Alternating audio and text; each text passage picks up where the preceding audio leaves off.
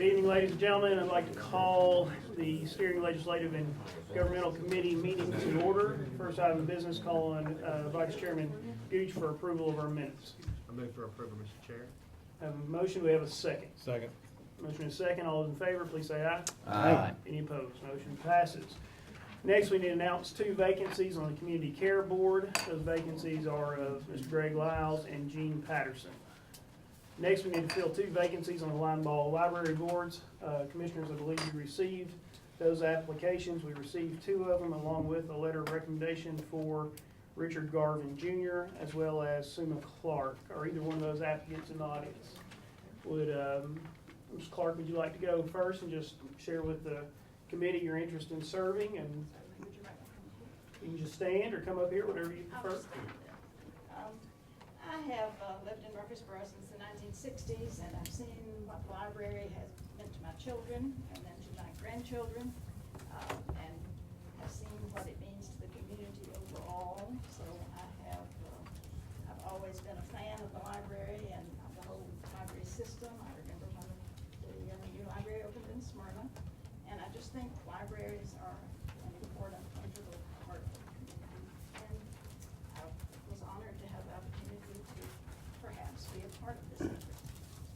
I'll be glad to answer any questions. Any questions from Ms. Clark? Thank you very much. And Mr. Garvin. My name is Richard Garvin, actually going for reappointment on the board. Served on the board for quite some time now. My aunt was a librarian at one point, and my wife is heavily involved in the Smyrna Library. So I'd really appreciate you guys' support tonight. So you're in no matter what involved in the library? Yeah. Any questions for Mr. Garvin? Seeing none, do we have a motion? I make a motion, we accept the recommendation of the library board. A motion, we have a second. Commissioner Sandlin, any other discussion? All those in favor, please say aye. Aye. Any opposed? Motion passes. Next, we need to fill vacancies on the Road Board and School Board Zones Committee. Commissioners, if you recall, we need to approve one representative from the Road Board, the School Board, and the County Commission. 2 citizens who reside in unincorporated areas of Rutherford County. And then also, for your information, the mayors will be recommending 1 citizen from the mayors of, Murfreesboro, Smyrna, Laverne. I think that's it. So we have received, if I can work this fancy stuff here. And Eagle, I apologize, yes.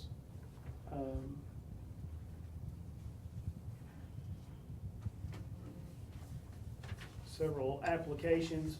Let's see here. First of all, we have a letter from Mayor Bragg recommending Aaron Holiday. No, that's not right. I'm sorry. I apologize. Jim Stubblefield. Then we also have, as a Murfreesboro representative, we also have Aaron Holiday as the Laverne representative.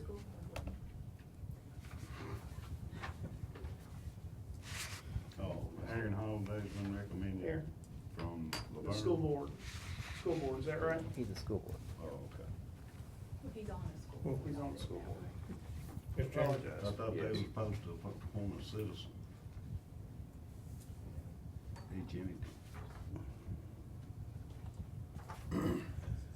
My understanding.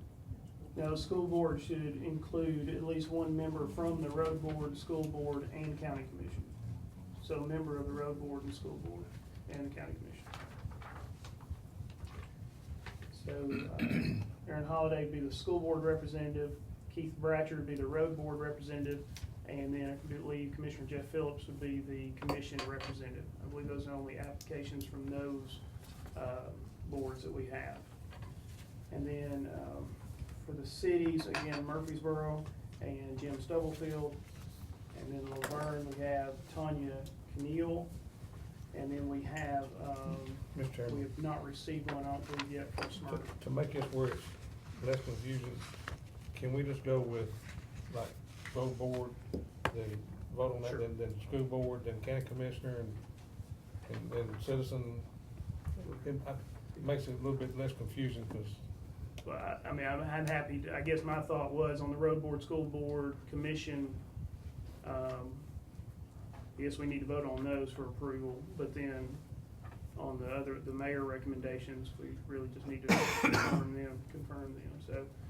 Okay, on the road board, Mr. Bratcher, would you care to address the committee?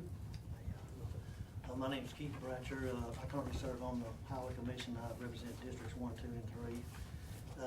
Want to serve on this redistricting committee. I think I kind of came to the first redistricting committee and was kind of involved in that a little bit. I think one of the main concerns, I think, during that committee when it was formed was some questions about really one of the districts I represent. So that's really why my interest is to serve on this board, or this committee. Is any questions for Mr. Bratcher? We have a motion on his appointment. Appreciate your plan, Mr. Bratcher. So moved. Second. Motion is second. Any other discussion? All those in favor, please say aye. Aye. Any opposed? Motion passes. Next, we have a school board representative, Aaron Holiday. Mr. Holiday, are you in the audience? I'm not seeing him. Do we have a motion on this applicant? So moved, Mr. Chairman. We have a motion, we have a second. Second. All those in favor, please say aye. Aye. Any opposed? Motion passes. Next, we have Commissioner Phillips for the commission appointment. Commissioner Phillips was here. He's here. Does he care to address there you are, sir. I have no comment. I'll make a motion to approve it. Second. Motion and second. Any other discussion? All those in favor, please say aye. Aye. Any opposed? All right. Have the mayor of Laverne, Mayor Laverne, we have an application for Laverne Tanya Keneal. I believe that's the only application we have from They have to be Laverne, or that's the approved by us. mayor. We need a motion to confirm that appointment or recommendation. So moved. Second. Motion and second. All those in favor, please say aye. Aye. Any opposed? Motion passes. we don't have one from Eagle or Smyrna, and we do have Murfreesboro. Murfreesboro. Again, we have a recommendation or a letter of recommendation for Jim Stubblefield to serve. Mr. Stubblefield, is he in audience? Yes. Would you care to address the committee? No, I'm gonna take my lead from Commissioner Phillips. I didn't know you could do that. I'll Yeah. make a motion to approve it. Second. Motion and a second. All in favor, please say aye. Aye. Any opposed? Motion passes. All right. We'll take care of those. Let me ask a question. All right. It's probably, I don't know if it's gonna be, it might be a legal question or something, I'm not sure. The resolution stated Eagleville and Smyrna, Laverne, Murfreesboro, and the whole nine. If we don't have the applicants to do this, is a committee whole? Mr. Cope is there, but since you're simply confirming a recommendation, it appears possible that they could make this recommendation before your next full commission meeting, and you could vote on that at that time. They have been contacted. Yeah. But I think the question may go a bit further. If there's no recommendation from Smyrna or Eagle, does the committee still go move forward? I won't answer that. Mr. Cope, I mean, I think that's back to whoever established the committee as to whether it goes forward. Whoever created it can decide if you have a vacancy that, whether that disenfranchises the entire group, you go back and revisit that if you want to. Or you can proceed forward with a vacancy. That's up to you all. You all set the rules, so you can decide how the rules are enforced or how the rules are changed. The mayors of Smyrna and Eagleville both told me they would be submitting somebody. They didn't get any notice from the county, but they were supposed to turn these people in. I asked them Monday or Tuesday about it. That's not right. And they will be submitting someone for the commission meeting. Each of them will be. I would have figured with all the concerns that they had, that they would have been right on jumping right up on it. I mean, I concur with Commissioner Black on that. I mean, as much as hoopla has been on this deal here, you'd think, you know,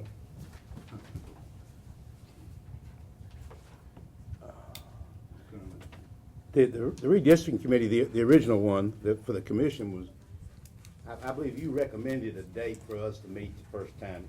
I believe that's right. The first time? Possibly. You recommended. Yes. Yeah, and so we agreed. I believe that's correct. So I would assume, well, no? I think once we put it together, we just decided when we was gonna meet, so. We didn't have a chairman before we met, so Right, I just right. think, I thought maybe he recommended. But I guess my point is, how is this committee gonna know when to meet? They're gonna have, somebody's gonna have to decide, and they don't have a chairman either. Yeah. Somebody's gonna have to decide when they meet. And my point is, we may meet again before they meet, and it's possible that these applications may come in before that next meeting. I don't know. I think it was, a certain number of people the committee was put together for representation from each municipality, each area, each discipline as far as the school board, the road board, and to me, if it's not whole, it shouldn't happen. I mean, I agree with that.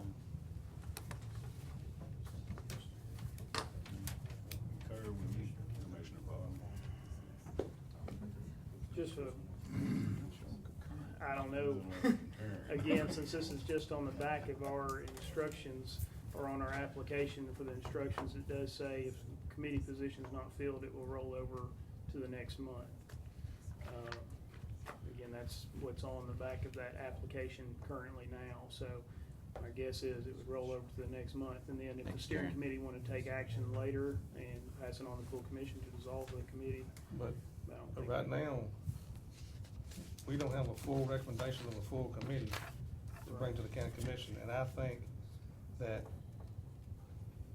it wouldn't be prudent of us as a steering committee if we don't make a full recommendation for that full committee. I think if it's that important, we need to make a whole recommendation instead of piecemeal it. Well, that's what, it would roll over till next month then if it's on the back of that. Right, if we don't have it by Yeah. June Oh, 14th. I thought you was talking about rolling over those two. No, let's No, say if I we don't. apologize. No. If we don't Yeah. have, the committee would not be whole. I agree with you. Yeah. That's my opinion, whether the committee would not be whole and in effect until those other two committee members are approved by the full commission, Yeah.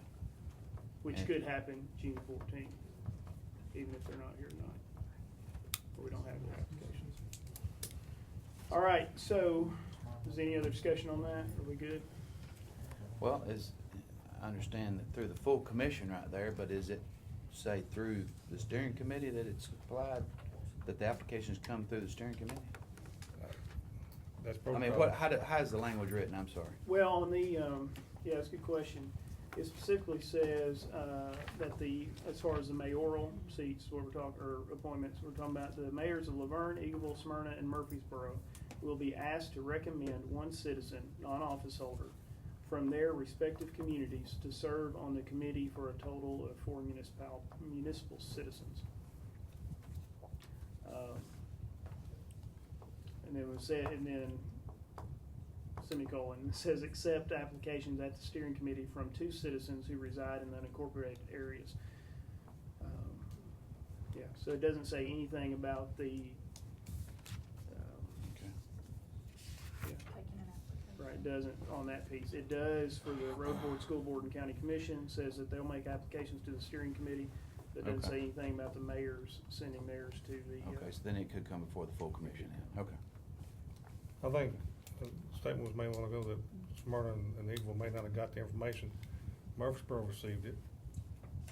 Laverne. Laverne received it.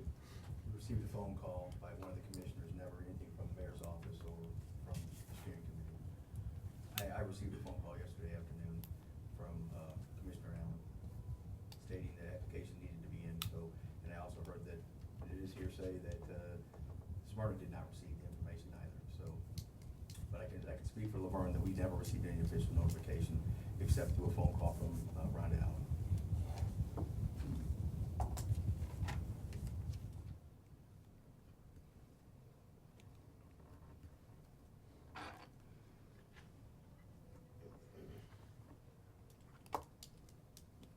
So where does that go through? I mean, it goes through the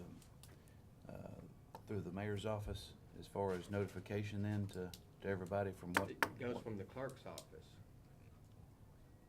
county clerk's office, because she assured me that everyone would be notified.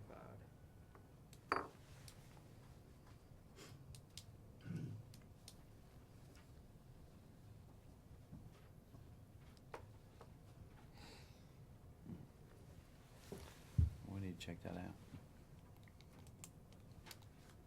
Get to the bottom of that. So all we like is 2? Yes. 1, 2, 3, 4, 5. So there's 7 that we're supposed to be doing, and there's 2 there's 2 we don't have. Right, we don't Okay. have that, Okay. recommendations for. Okay. We do still need to appoint the 2 citizens who reside in unincorporated areas. I believe we've received 3 applications.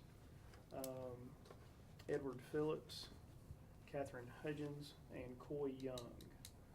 We'll start with Mr. Phillips. Yeah, there. Care to address the committee? Just want to appreciate this opportunity to speak for you, and like to let you know, I have an open mind and take all the information in before we make any decisions. And I don't have any preconceived ideas of what this map is going to look like.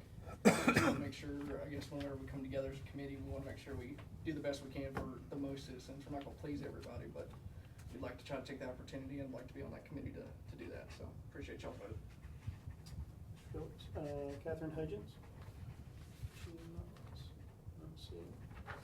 And Coy Young. Been living in this district pretty much all my life, and I'd just like if you guys consider me being part of this board. I'd like to understand what the issues are. And I'm currently running for school board, so it's giving me a good input as far as what some of the concerns are of the citizens. So just appreciate you considering. Thanks, Mr. Young. I failed to ask, does anybody have any questions for either Mr. Phillips or Mr. Young? I have a question. If Mr. Young is elected to the school board, we will have 2 school board members on this committee, and it says we can have 1 school board member. So how would we handle that? To me, he's not a school board member yet, and so we're putting him on there as not being a school board member or representing the school board at this point. Well, but if he were elected in August, he would be a school board member. And that's after the fact to me, my opinion.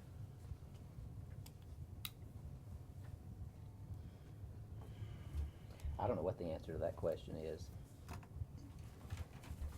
I guess we'll know in August.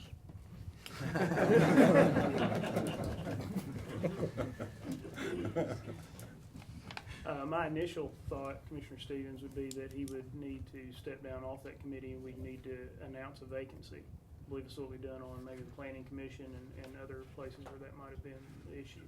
Or he could save himself a lot of trouble and resign from the school board. It's true. Maybe not, maybe that's not a good idea. Be a tough call. All right. Chairman Coggin, if that committee's not done with its business by September, I'll resign. You gonna run for the school board too? All right, we have 3 applicants. Do we have a motion? Mr. Chairman, I'm gonna make a motion for Mr. Phillips and Mr. Young. Second. Motion and a second to recommend Mr. Phillips and Mr. Young to the committee. Any other discussion on the motion? Second. All those in favor, please say aye. Aye. Any opposed? No. 1 no, the record show 1 no, Commissioner Stevens. All right. Next, Ms. Bowling, if you'd care to come up and share with us about the circuit court case management system. Before we get started on that. Yes. Where's this recommendation, where's it at with 2 vacancies? If, this is my thought, right now, if we have recommendations from the mayors, we can present it June 14th. But doesn't it say it has to come through? No, it doesn't. No, not the mayor. The mayoral recommendations do not have to go through steering. So if we receive those prior to the 14th, if we don't, then I guess we could announce those vacancies and roll it through the next month. Just want to make it clear, that way, once we leave it, it's clear as mud. Well, I do think that we understand that if those two are not filled at that commission meeting though, or we don't have applicants or somebody sent forward by the mayors, then it will come back to steering then the next month. Hopefully with a recommendation then. We won't fulfill the committee with two being vacant, so we're not two vacancies there, so we have to fill that before we set them in motion. Since we're just making general comments too, I'll make this one. Someone, whoever that is, needs to call both of these mayors and talk to them personally and explain this to them. And that way there would be no problem next time of us knowing whether they got the message or not. I will be happy to call them in the morning. Excellent. That should take care of the problem. If they don't show up next time and don't have recommendations for us, then we've got another problem which we can solve at that time. What about the time, Commissioner? You hit a very good point there that we need to set a time for the first meeting, and they can set their chairman, vice chairman, and so on and so forth, and then get into their schedule that they want to get in. But we need to utilize initiate the first meeting. Right. I think at the next steering meeting, we can set a date for them. If that be the will of the committee, we'll just set their first meeting for them. I don't know whether that's practical or not, but somebody's gonna have to do it. We just had to, did we do that for the redistricting committee? We just I had think that the first discussion? initial meeting. The first initial meeting Yeah. was set. Okay. Can we give the mayor the authority to just set a date? I would think so. I Why don't can't the remember- steering committee that's doing it and setting the committee set it? Well, we can, but I think that's what we need to do. But we can initiate that first meeting of whatever it'll be the next week or whatever. Because if what I'm thinking is if those two members are brought forth by the mayor's request, which I think it will happen. I do too. In our full commission meeting, then we don't want to hold them back for another. We're going to be off in July, so we don't, the June meeting, we don't want to hold them off 2 more months or whatever, if it were to fall that way. We've got a meeting time and date set. That's when you start your first one and then move on. Y'all adjust as far as you want to on the other committee meetings. You can do whatever you choose, but we have to coordinate the scheduling of this room likely. I'd be happy to let Mrs. Taylor hold the group when you get all of the group assembled to see what date or dates might work for them and for scheduling the use of this room. Okay. Before your next steering meeting. logistically, I think it would be much easier if the mayor could just say this is gonna be the first date and time in this room.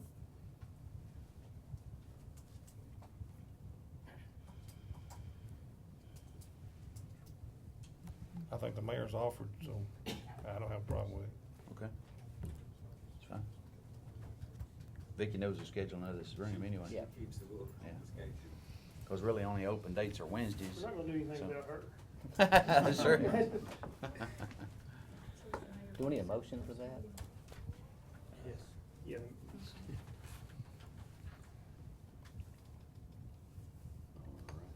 Are we good? Do we need a Any other motion questions? Do we need a motion? to allow the mayor to set the first date? I think we're motioning to ask the mayor, I don't think we're allowing him to do anything. Big. Do we have a motion to that effect? I move that the mayor sets the first meeting for the school board and road board study committee. Motion, do we have a second? Second emotion. Motion and second. Any other discussion on the As motion? soon as we have a complete committee or before then, would that, Only after we get the complete committee. Yeah. okay. Very well. That's fine. Include that in your motion? That's fine. Motion and second. Any other discussion? All those in favor, please say aye. Aye. Any opposed? Motion passes. All right. Now, Ms. Bowl. Sure?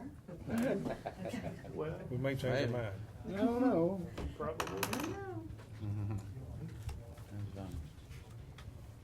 This is really informational. The purpose of me coming here, I intimated at the Budget and Finance Committee meeting that I would probably be coming back either before the end of the fiscal year or shortly after the beginning of the new fiscal year, again discussing the court case management system.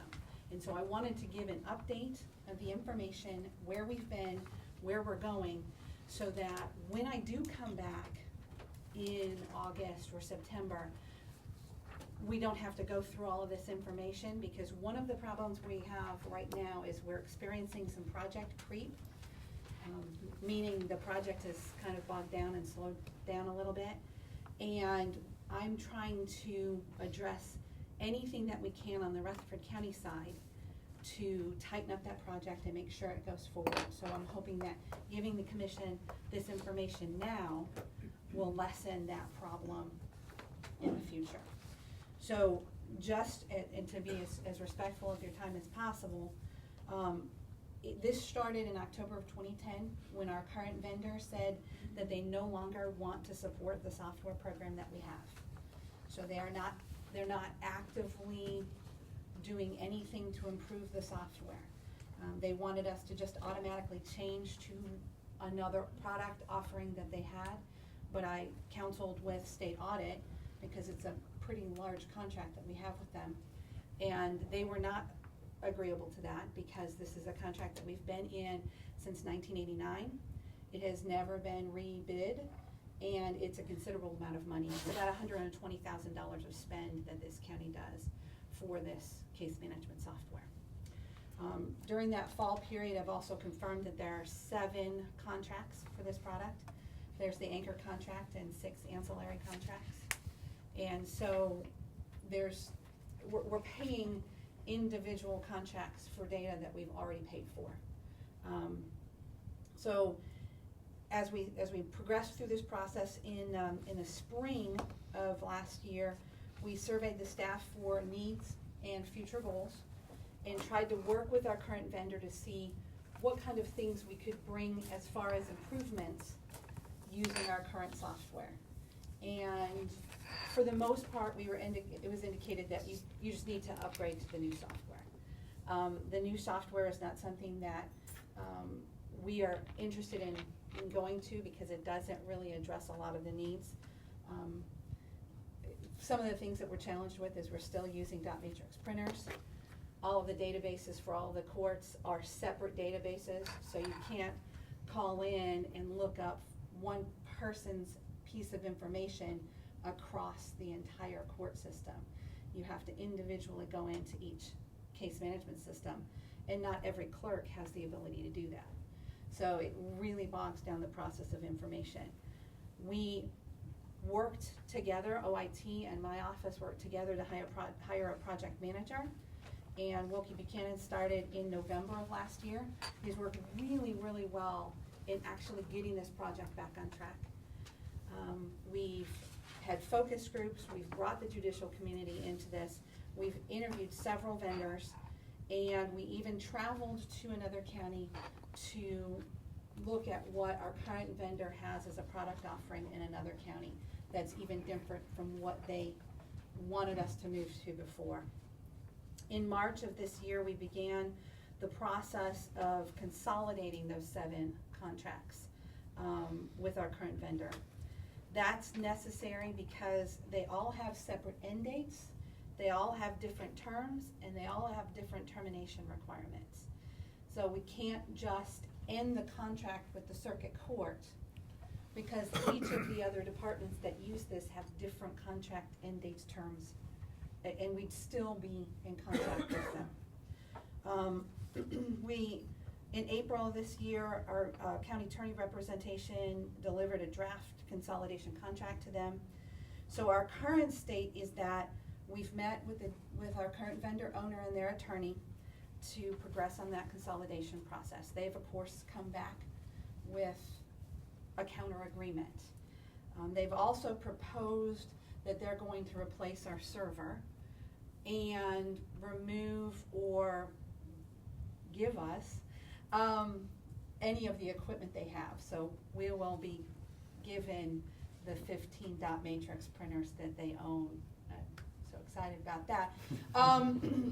And we'll have this new server. At that point, we can't change the server until August because we're hitting our financial close. So we've got to prep for fiscal close and get all of that financial reporting done. So we can't do anything with that transition until August. At that point, that's when we want to be able to enter into this contract, this new agreement, and we'll be bringing that to the steering committee. So that was the purpose of this background information, was to say, we're gonna be coming back, probably in August, hoping in August, with a new consolidated agreement. And I've included some timeline projections in this document. The timeline, any of the following factors can really affect the timeline. If any of our proposed meeting dates slip with the commission, if there's information you need from me, please ask for that information, because there's a lot of time-sensitive things, obviously, we have to do on the commission level. Any of our pre or post RFP development that we have to do for the data scheme or the process mapping that we have to do, we've got to make sure that gets done, and we're working on that. Any vendor costing or cost models that we have to maybe come back and ask for additional money, or the lack of a current available data, which is a concern. That's why we've taken as long as we have with this process, because we have 22 years of data that we don't want to lose. And so we need to continue to try to work through a interesting relationship with our current vendor to make sure that our data is protected. So if you look at some of that timeline, really we're looking on a short-term goal of ending our contract with our current vendor about May of next year, with an extended term of support that would probably end September of 2014. If it's a long-term situation, if anything slips, if anything hits, we'll end the contract the same time we're entering the contract ends, which is December of 2014. If anything slips beyond that, it can get very frustrating. So I'm here just providing information, allowing you to ask any questions about that, so that when I come back in August, you kind of know where we're at, and you kind of understand how critical this is, because it all backs up to the reality that they're no longer supporting this software. And they're no longer,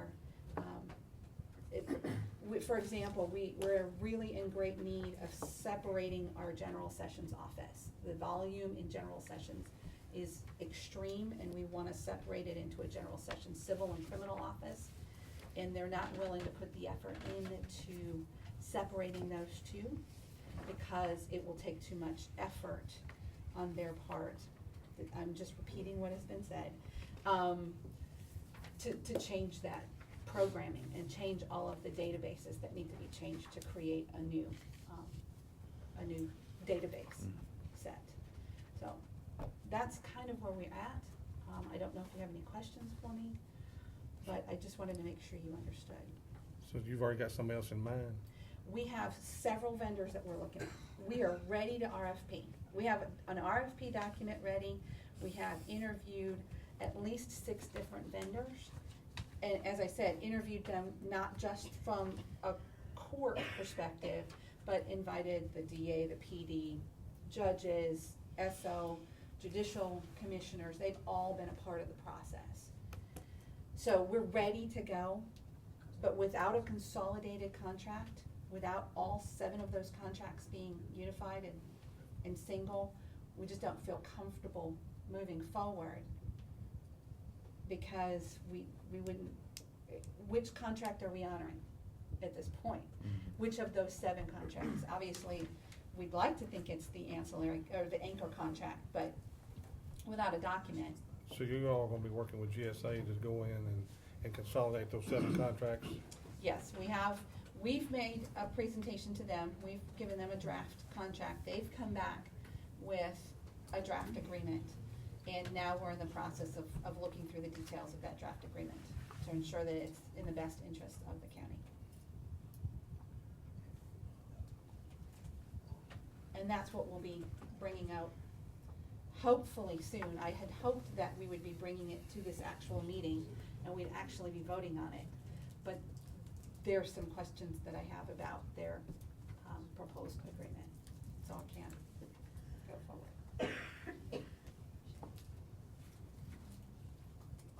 Any other questions? Thank you, Ms. Paul. Thank you. Thank you. I'll be back. Our next, commissioners, we have on agenda the county attorney legal services agreement.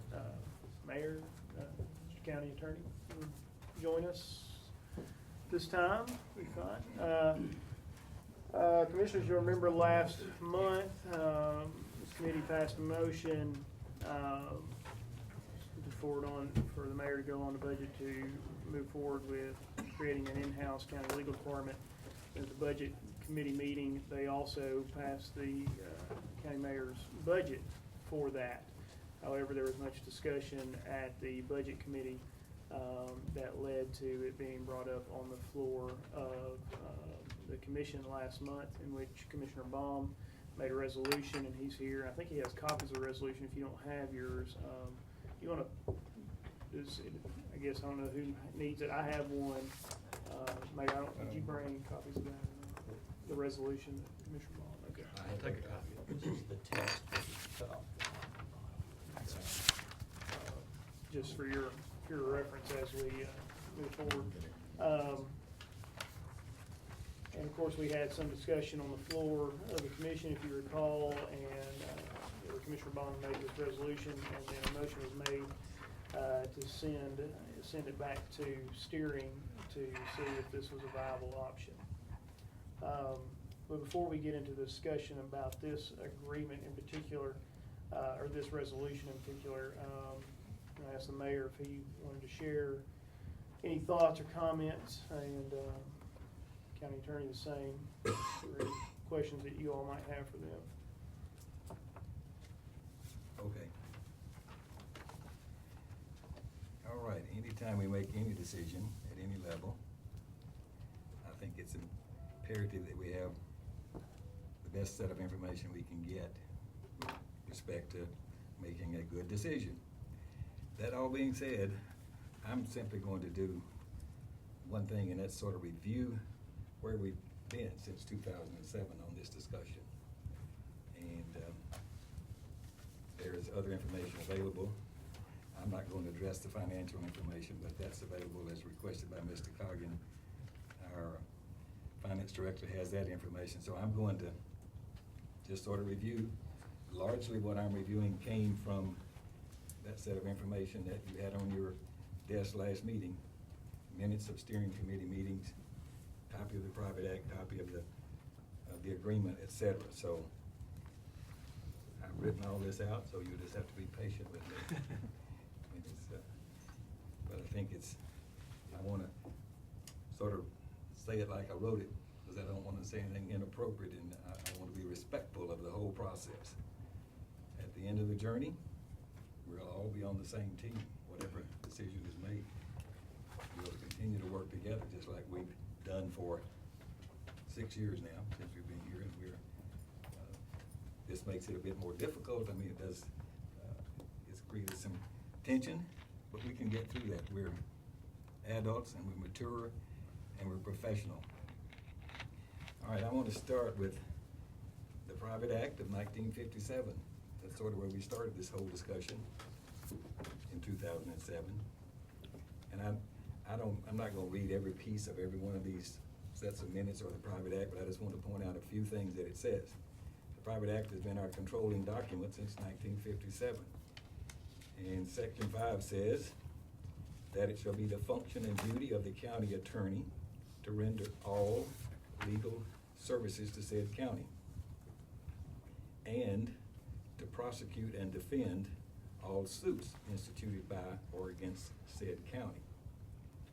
Section 6 in part says that no official, agent, department, branch, or board of said county shall employ other attorneys without the approval of the quarterly county court of said county in advance of such employment.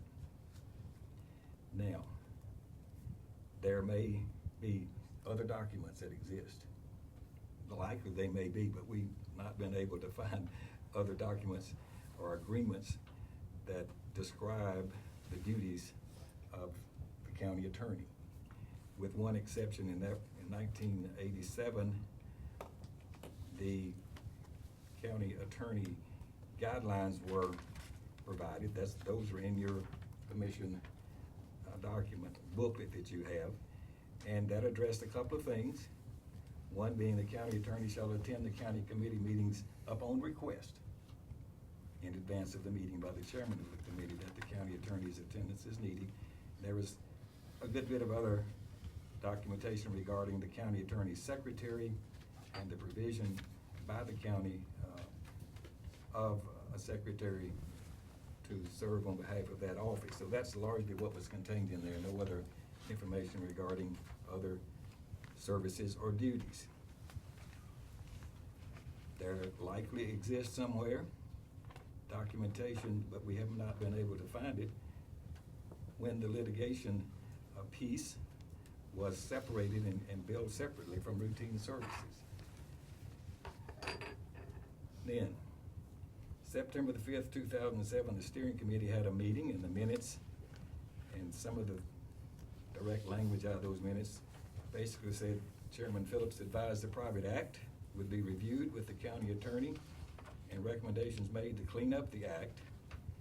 Chairman Phillips advised the act would also be reviewed as to what services are covered under the act. Now, further, there has also been some discussion as to the growth of the county and looking into establishing a full-time internal county attorney's office. The cost and ramifications, and the committee will commence that process to take place over the next 2 years. What year was that? That was 07? September the 5th of 07. Okay. And at that same meeting, Mr. Cope was there, and he was reappointed to a 2-year term effective November the 1st, 2007. On September the 1st, now, during the course of these 2 years between September of 07 and 09, there had been a study committee appointed consisting of the mayor, Commissioner Daniels, and Commissioner Rogers, and any number of lengthy discussions with Mr. Cope and his office had taken place. And we had researched some other counties, et cetera, through that process. But on September the 1st of 2009, Mr. Rogers, the chairman of the steering committee, sent an email to all the members of the steering committee that basically said, this is what he said in that email: after lengthy discussions with Jim Cope and his office, we have reached a tentative agreement for the gradual transition of legal services to an in-house legal department. During these initial 2 years, the county will be working to establish an in-house legal department. And I was in most every one of those meetings, and all of us, including Mr. Cope, fully participated over a period of several months and several discussions leading up to this next steering committee meeting, which took place on September the 9th of 2009. And the initial structure of the 2 years for general legal services was developed to allow a time for transition to in-house and provide for 2 more years of services by Mr. Cope as an employee, which would then result in, at that time, I believe we computed approximately 30 years of total service for Tennessee Consolidated Retirement System purposes. The basic structure and content of this agreement was discussed fully by all of us and even prepared by Mr. Cope, with continued several adjustments made during several meetings that we had. On September the 9th, 2009, the steering committee meeting was held, and the agenda item was county attorney position, and Mr. Cope was at that meeting. And some of the data contained within those minutes. Subcommittee of Chairman Rogers, Commissioner Daniel, and Mayor had been formed to research the matter. The committee, being the steering committee, was provided an agreement that defines in detail the functions of the county attorney. It further allows the county after 2 years to engage a staff attorney if the mayor and commission so choose. The agreement provides for an initial term of 2 years where matters are handled by the current county attorney. In the third year of the agreement, the current county attorney's firm would continue to handle litigation, although the county has the opportunity to decide as to litigation under certain circumstances being placed with staff attorney. It says further that delinquent tax will continue to be handled by the county attorney for 2 years. And there was a motion to approve the legal services agreement, and it was approved unanimously, and the agreement was to be presented at the commission. September the 30th, 2009, next steering committee meeting, agenda item, county attorney's office, and the discussion, limited discussion there, but it continued regarding the indemnity of the county attorney and hiring of outside counsel, and those two items were discussed even again after that. November the 2nd, 2009, steering committee, and the agenda item was private act for county attorney. The committee was provided a copy of the private act proposal to be sent to the legislature. Discussion continued on hiring an outside counsel. Discussion comment by mayor that it was thought the legal services agreement would lead into a transition to in-house counsel.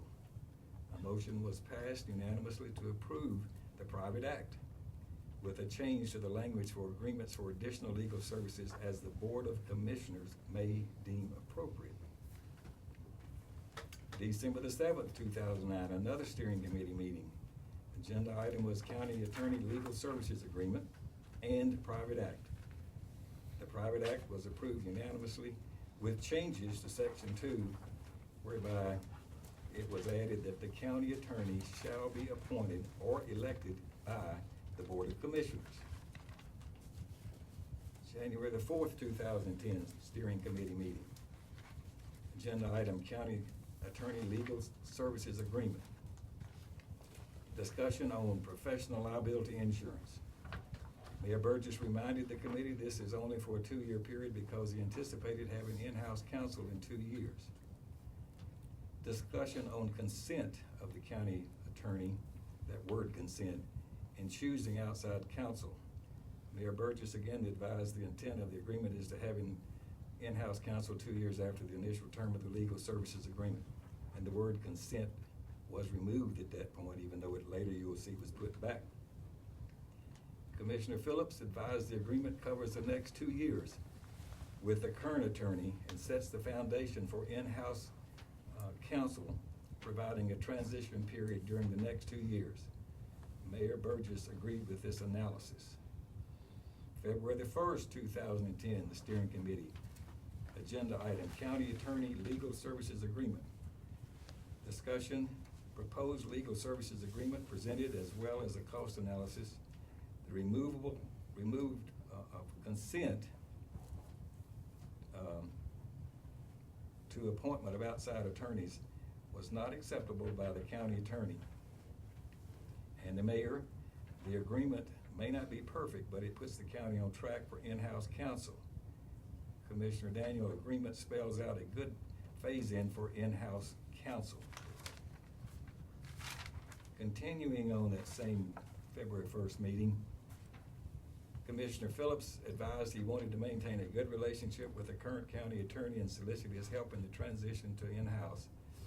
Motion to accept the legal services agreement as presented with the same to be presented for commission approval concurrent with the private act, and that passed unanimously.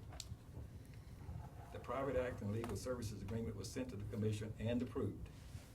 The private act was sent to the legislature and it was approved. It was sent back to the commission and ratified.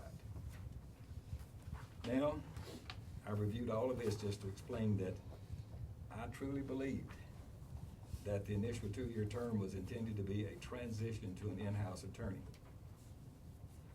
Thus, you can see that I probably was naive, and I did not think a budget meeting with Mr. Cope was needed if the direction of putting in place an in-house attorney was reaffirmed by the commission. Yes, I will acknowledge that I should have communicated my thoughts just these thoughts that I've shared now, to Mr. Cope. And for this, I apologize. My action lacks sensitivity to Mr. Cope and the firm. The Cope firm has done an outstanding, credible, and professional job in representing Rutherford County. However, the reasons and advantages of an in-house attorney are still the same, as discussed for several years now. And I'm gonna read some of these, and all of them are debatable. They're not measurable necessarily. It, I believe, would provide earlier intervention in problematic situations with a likely greater risk avoidance opportunity. It would create a stronger development of synergy between our departments, cohesiveness and working together. It would be a source of active, daily advice and consultation, especially to the mayor's office. It would possibly provide more availability to do research of routine issues, and believe me, I do much routine issue research. Not that they won't do that, it's just not quite as convenient as maybe I'd like for it to be. Broader availability to all of our departments and offices. Available for state legislative research, liaison, and intervention as needed. And believe me, we need intervention down there. I can't keep up with all this stuff that's going on, and things are happening, and you can see when they pass bills and approve things within the budget that directly affect us, and I didn't really even know about it. Ease of access and just the resources committed solely to the county. The officials and departments of Rutherford County need this extra level of support. The routine legal services needed of this county with a population, the 5th largest county in this state, of 262,000, continues to dramatically increase. The responsibilities and expectations of all of us, all of our elected officials and department heads, has risen to unprecedented levels. And I believe that it's evident that together, we've been persistent and patient, we've been professional and prepared. And history clearly demonstrates that together we've been extraordinarily prudent and efficient. We've made very difficult budget decisions continuously, even today. The expansion of departments and expenses has been restricted, controlled, and limited. The commission ultimately has approval for any budget we pass or any person we hire. No department can grow or expand without the commission approval. This department can and will be an efficient and effective supporting resource that will greatly benefit Rutherford County. I just urge you to look at all of the information, consider every possible piece of information that you have before you and that's been presented before you now for an extended period of time in order to make the best decision for Rutherford County. And that's all I'm going to say at this moment.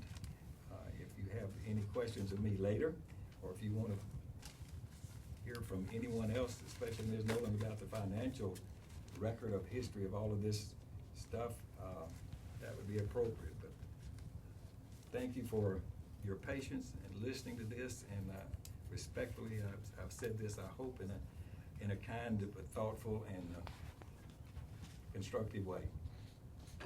Mr. Chairman. Mr. Sam? Mayor, I appreciate that.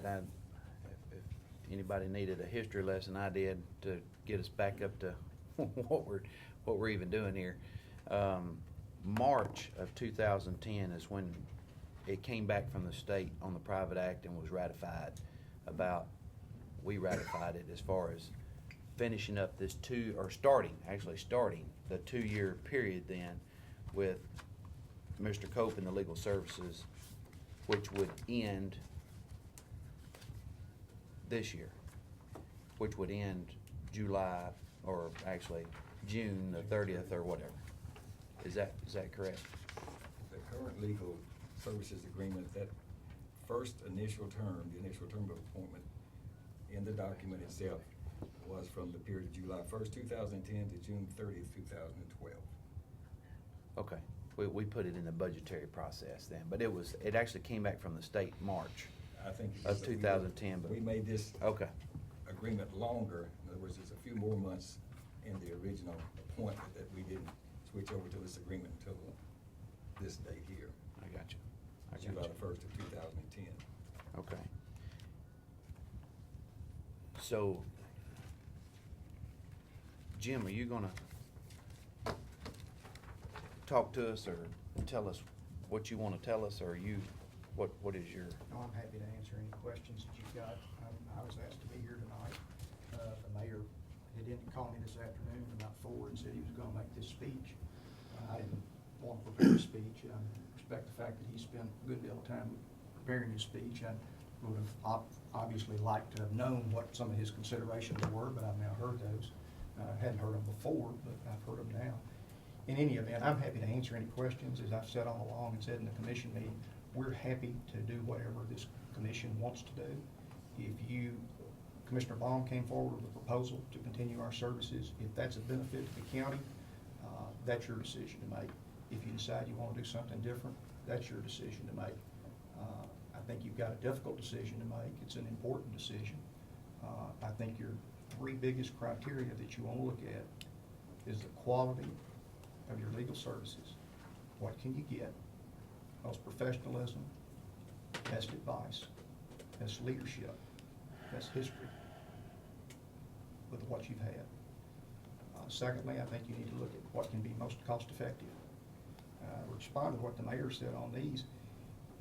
I don't think there's been a time that the mayor's contacted us that we have not been responsive. If we have, he's never voiced that to me.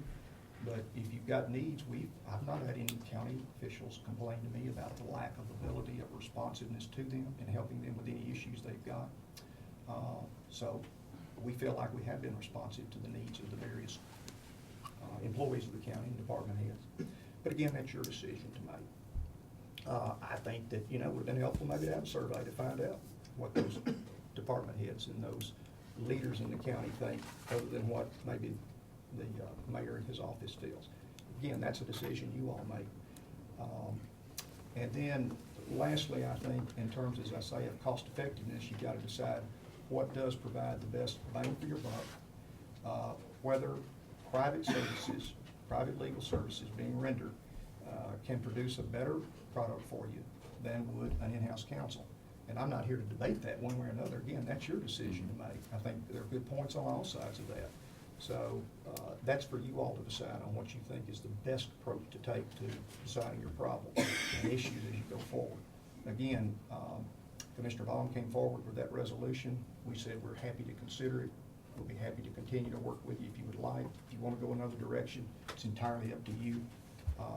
It's your decision to make, and we'll certainly, honor that. Well, I came on the commission in 90, and you were the attorney there, and have done a great job, like the mayor said, throughout my history here on the county commission. And been right there to support us or jump in there and fight for us on what we've done to get us in a lawsuit or in any way, form, or fashion. But this isn't a surprise, though. I mean, back under when I was working with Mr. Mankin, it came up there as far as getting our own legal services. It fizzled. With Mayor Allen, it came up. It fizzled. And then I think it came up a couple times under Ms. Allen. And then with Mayor Burgess here, it's come up again, but not just through them. It's come up through the county commissions, and the mayors or county executives have had to, get the information and jump forward and get all the research and do it. So, but with this history here, what I'm confused about most, I guess, is that really, if we were looking for a county attorney, and we're gonna do this, and as of 2010. We're going to get us an in-house attorney, and so then we're not going to sign a contract with you again, so to speak. We're going to get our own, but we've got to hire, we've got to put it out there, and we haven't done that. That's the piece of the puzzle here that I'm not clear about. We should have already done this as through the steering committee or through the county commission or through the mayor's office or what, as far as putting it out there and starting to do that. I don't think we set that budget and then do it, because then there's a gap here in between. So, I don't know if it's been talked to you about as far as continuing our legal services until then, but we're ramping up to this for 2 years now. And so that's the only piece of the puzzle that I don't understand. I hope the mayor can clue me in on that part. But, what here did you not understand, or that you're maybe shocked about when we're coming up to budgetary time here and this is what we're doing? I mean, I'm sure you have a meeting with the mayor, and the mayor has a meeting with you or something. No, we don't have the meetings with the Well, county that's attorneys. the whole issue, Commissioner Sandlin, and it's not a shock to me, it's a surprise, certainly, because the mayor read 2 years ago, you talked about wanting to do something. But as you said, this has been talked about many times through history. And candidly, every year I sit down, as I reported in the commission meeting the other day in April, and review my budget with the finance director and the mayor. We've heard nothing. We have heard literally nothing from the county mayor's office or the finance director or anybody else about any issues concerning our representation or continuing. So I've had frequent discussions with the lawyers in my office about going forward, and I said, well, as far as I know, everything's working fine. We hadn't heard anything. I assume they're ready to go for another 2 years. Maybe there's been a change. Maybe they like the new arrangement. But the bottom line is there's been no communication. And as I reported to you in the commission meeting, my only surprise is not that if you want to go to a full-time county attorney, again, that's your choice. More power to you if you think that's the direction you ought to go. My surprise was that I didn't get invited to review the budget. I would have thought, I would have anticipated, I would have hoped that this process would have started a year ago or 6 months ago. And that someone would have come in and sat down and say, how can we transition this? How can we make it work? I'm still perplexed why we waited 45 days before the end of the term to put this in the budget. And when I had called and to set up a meeting with the mayor, as I indicated the other day, no disrespect to the mayor, I respect his decisions. But the meeting was canceled. So when it came to the commission meeting, I'd had no discussion. I still had no discussion. You asked me about continuation? Nobody's talked to me about continuing. So I'm not upset about it. I'm just saying the reality is, here you sit 30 days out now, and nobody's talked to me about doing anything other than you now want to start going to the full-time county attorney. And with all due respect, I feel like that should have been an issue that should have been on the agenda and dealt with many, many months ago. That's water under the bridge. You know, that can't be helped now. That is where it is, and that's what happened. Right. So no hard feelings about that. It's just, that's the reality of what you're dealing with. Mhm. So to say that I was surprised about any of this, I've been surprised about any of it, other than the way this came down. I was surprised about that. Because I would have thought that if somebody's gonna say, we wanna do something different, we wanna go to the full-time, we're gonna follow up on it, that you all would have heard about it many months ago, that I would have heard about it many months ago. And again, I don't know the reasoning that went behind that or why. That's not my business. I don't make those decisions, but that's the only part I was surprised about. I got you. Well, Commissioners? I knew back here in 2010 that in 2 years, that's where we were headed. So, but in reality to me, that 2 years have gone pretty quickly. And it's time for us to enact what we've said as a full commission, what we're planning on doing. So I think the mayor's in the right as far as this is the way this is what you've decided, county commission, this is what I'm bringing you. But we've gotta find an attorney. We have to put it out there and see who wants to be our county attorney and start it up. And we're getting ready to be June 1st here, and we haven't done that yet. That's the only thing. And I'll just back up right there. I'm just trying to put it all together. I'm asking questions. Let me just interject something real quick as we do try and put it all together. I don't wanna get too caught up and overlook, at a request. I know we don't typically do this, from Susan Allen from RNA, who emailed, I think, all of us, a letter with some questions, and she's requested to address the committee. I know we don't typically do that, but I would be happy to entertain a motion to suspend the rules to allow her. Can we do about that toward 5 the minutes. end and let's stay focused on what we have Well, sitting I here at just the want- table? Well, I guess my thought for interjecting it here was, in case there's any questions we need answered, just to get to the, well, we could save it to the end, but I don't want, I mean, it may help us along the way. Well, I know at the commission, and one of my concerns, is trying to get it back to the steering committee, numbers were being thrown out. I wanna hear from our finance director, you know, what the numbers are, whether the resolution we got is the right numbers, or whether the numbers that she had, I don't know what the cost is gonna be on both sides of it. I wanna hear those numbers. I wanna hear about, you know, the delinquent taxes. I wanna hear about the whole big picture. So that way I can make my decision, you know, cause it is an important decision, you know.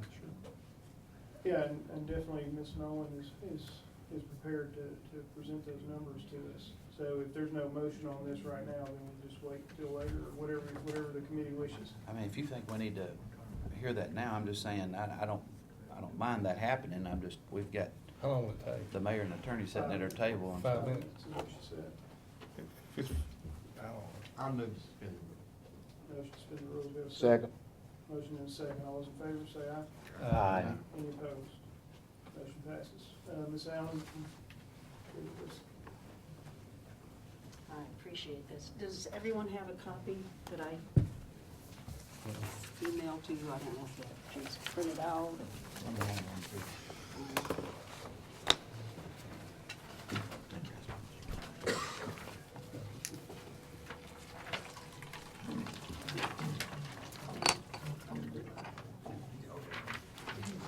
Susan, take it one, please. You need one?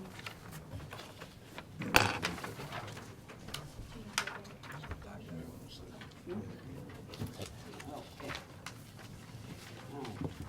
I appreciate this opportunity very much, and I know that you have a lot of discussion ahead of you, so I'll just try to zip through it. Maybe some of these things you'll be addressing later. The Rutherford Neighborhood Alliance advocates the establishment of a county legal department headed by an attorney who reports to the County Board of Commissioners and serves only them, the county mayor, and the staff and employees of the various county departments and agencies. We are keenly aware of the critical importance of excellent legal representation free of any conflicts of interest. As citizens, we are entitled to some answers regarding this matter. One, why does the legal services agreement not state that the county attorney reports to the Board of Commissioners? And this would be if the current legal agreement is continued or a new one is written.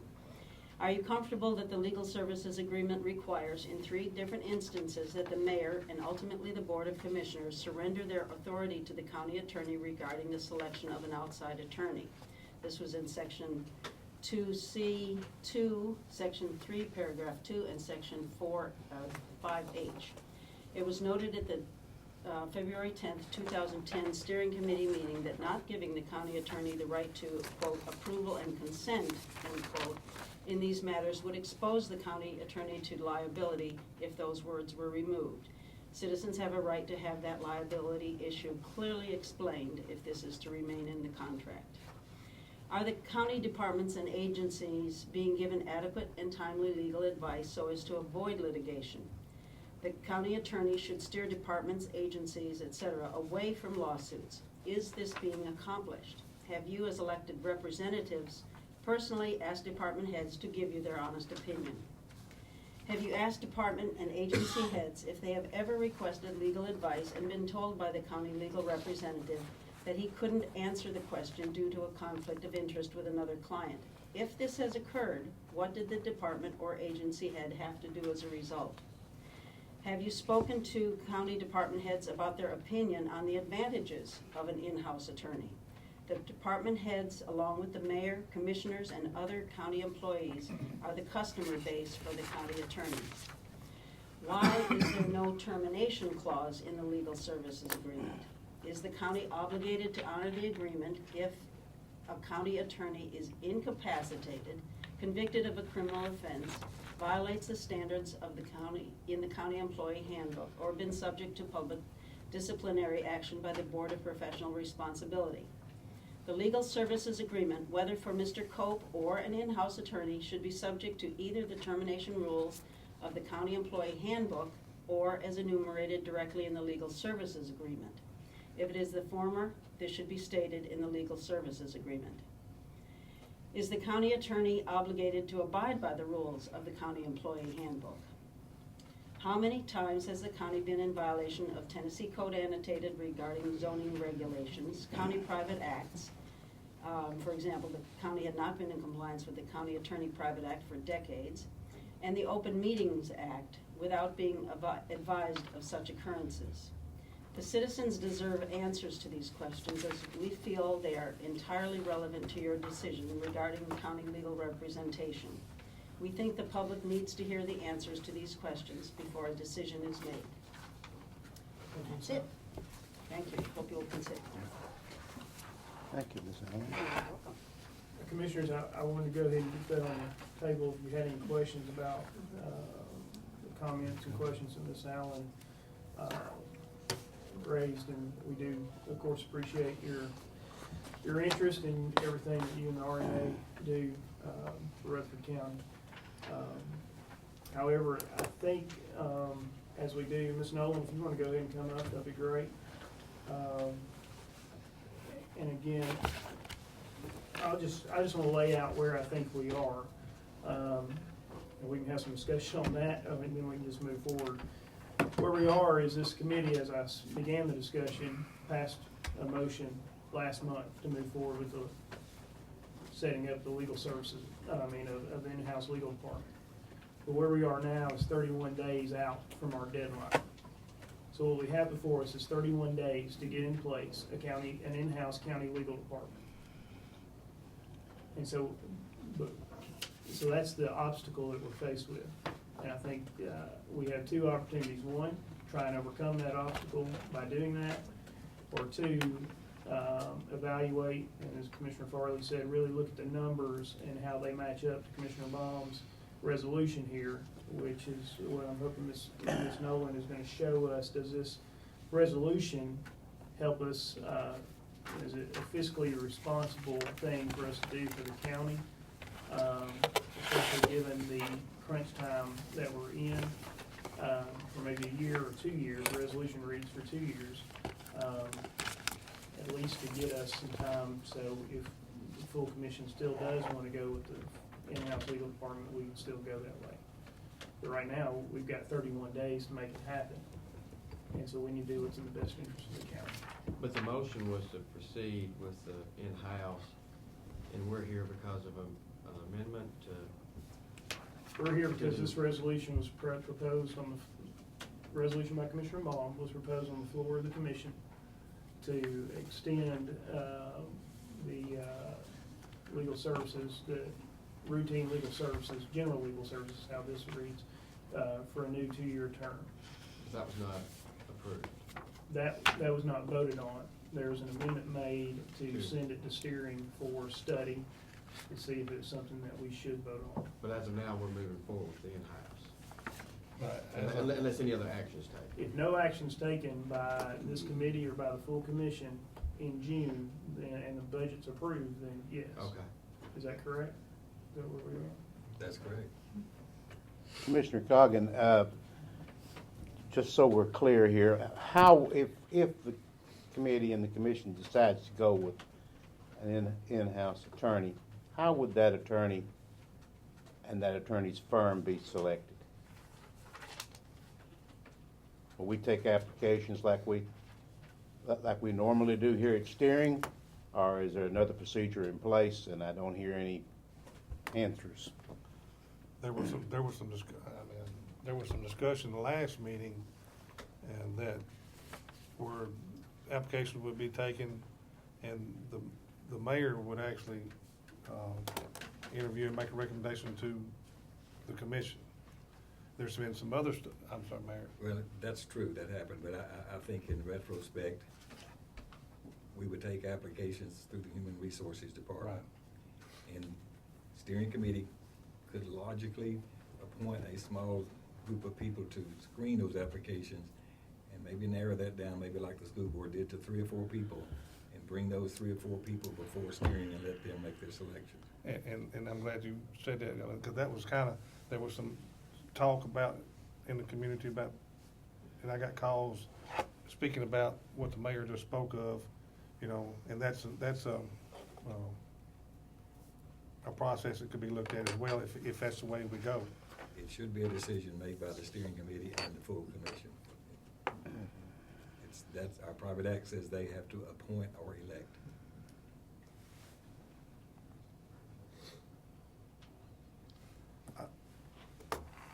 I wanna know about the numbers.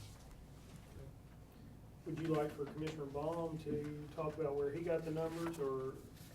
Well, I mean, he's the one that. well, I guess he's, no disrespect to the commissioner, but I guess he's already put the numbers out here, what the numbers are in the resolution. And I'm assuming that, Ms. Nolan has looked at these numbers. Okay, that'd be great. And is that a fair statement?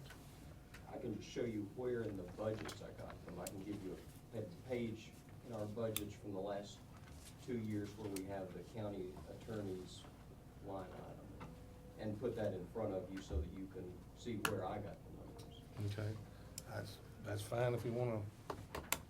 Again, I think if you're gonna look at this, you need to look at the whole picture. Oh, whatever the outcome is tonight, or when we decide, I want to see the big picture. Whether it be, if this is the right thing to do, I want to know it. And if going to, our own attorney is the right thing to do, I want to know. But that way I can say that I made the right decision based on the facts. Could I show you the pages from the budget, just where I got these numbers? Sure. Yeah. I Xeroxed them for you. This is just 3 sheets. I'm sorry, I had comment notes on one of them, but sorry about that.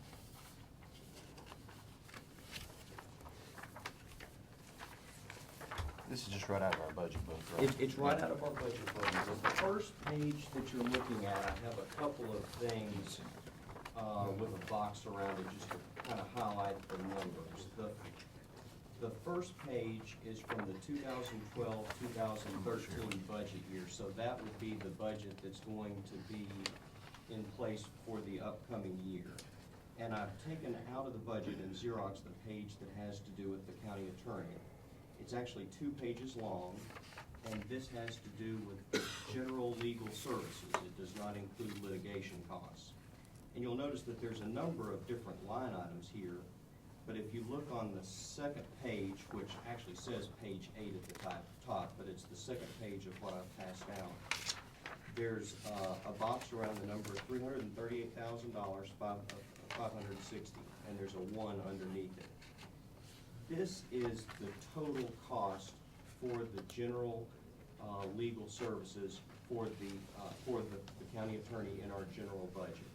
Now, there's different items here, and in fact, you can look at the very first row that says 101, and that indicates the salary, for example, that the attorney would actually receive. But the most right-hand column, the furthest right-hand column, which is actually in column number 5, that is the mayor's recommendation, and it corresponds to an in-house attorney for this upcoming fiscal year. And so this is where I got the cost. The cost for an in-house attorney this upcoming year would be $338,560. Now, I know up to this point, we've heard a lot of numbers like an in-house attorney would save $100,000 over recontracting with the Copes. I think to some extent, those are projections, but what I'm wanting to present you with are the actual numbers, and by that I mean this budget was actually approved on May the 15th, not unanimously, but it did appear in front of the budget committee, and it was approved by a 4-3 vote. So that if we had an in-house attorney, this would likely be the cost. The only uncertainty is the budget, the full budget would need to be approved by the full commission, but it's already passed the budget committee. So what I'm leading up to is we've had projections. I want to show you the actual numbers. And so for general legal services for the in-house attorney, the cost would be $338,560, and the number is boxed in for you. If you look one row to the left, you will see it's a budget request for 2012, 2013. This would have been sort of the projected cost for recontracting with Mr. Cope and his attorneys, and you can see it's almost to the dollar, $100,000 more. It's $438,230. It's not quite $100,000 more, but that's just a projection. The reason I point that out is the resolution I presented about 3 weeks ago would contract with Mr. Cope and his attorneys for general legal services for $259,000, and that's in the resolution that I just passed out to you. And I'm just going into this detail so that you can compare the two bottom line numbers, the two totals. And again, the first one is boxed in, it's $338,560, and the second number that I want to highlight is what Mr. Cope and his attorneys would agree to continue their legal services next fiscal year. That's in the resolution that I presented, and the figure you'll see in that resolution is $259,000. I think you may be wondering, where did we get that number, the $259,000 number from? So I want to take just a second and show you where that number came from. If you'll look at the third and final page of your packet, you'll see in column 1, well, let me back up. This page is from the current fiscal year's budget. It's for fiscal year 2011-2012. This page from our county's budget is for general legal services for the county attorney. You'll notice that this page matches up with the first two pages that you just looked at that would be for the upcoming fiscal year. In column 1, you will see what the actual expenditures were for general legal services for Mr. Cope and his attorneys, and at the bottom, you'll see the total, and it's $259,047. You can look at the different rows that lead up to that total and see how much we spent on different items within the budget. This total is not all salary. It includes things like supplies and communications and secretaries and things like that. So I'm going back to this 2009-2010 format. It's not just a low number to pick from, it's also a number that was paid to Mr. Cope as a flat fee, and I want to try and explain the importance of that.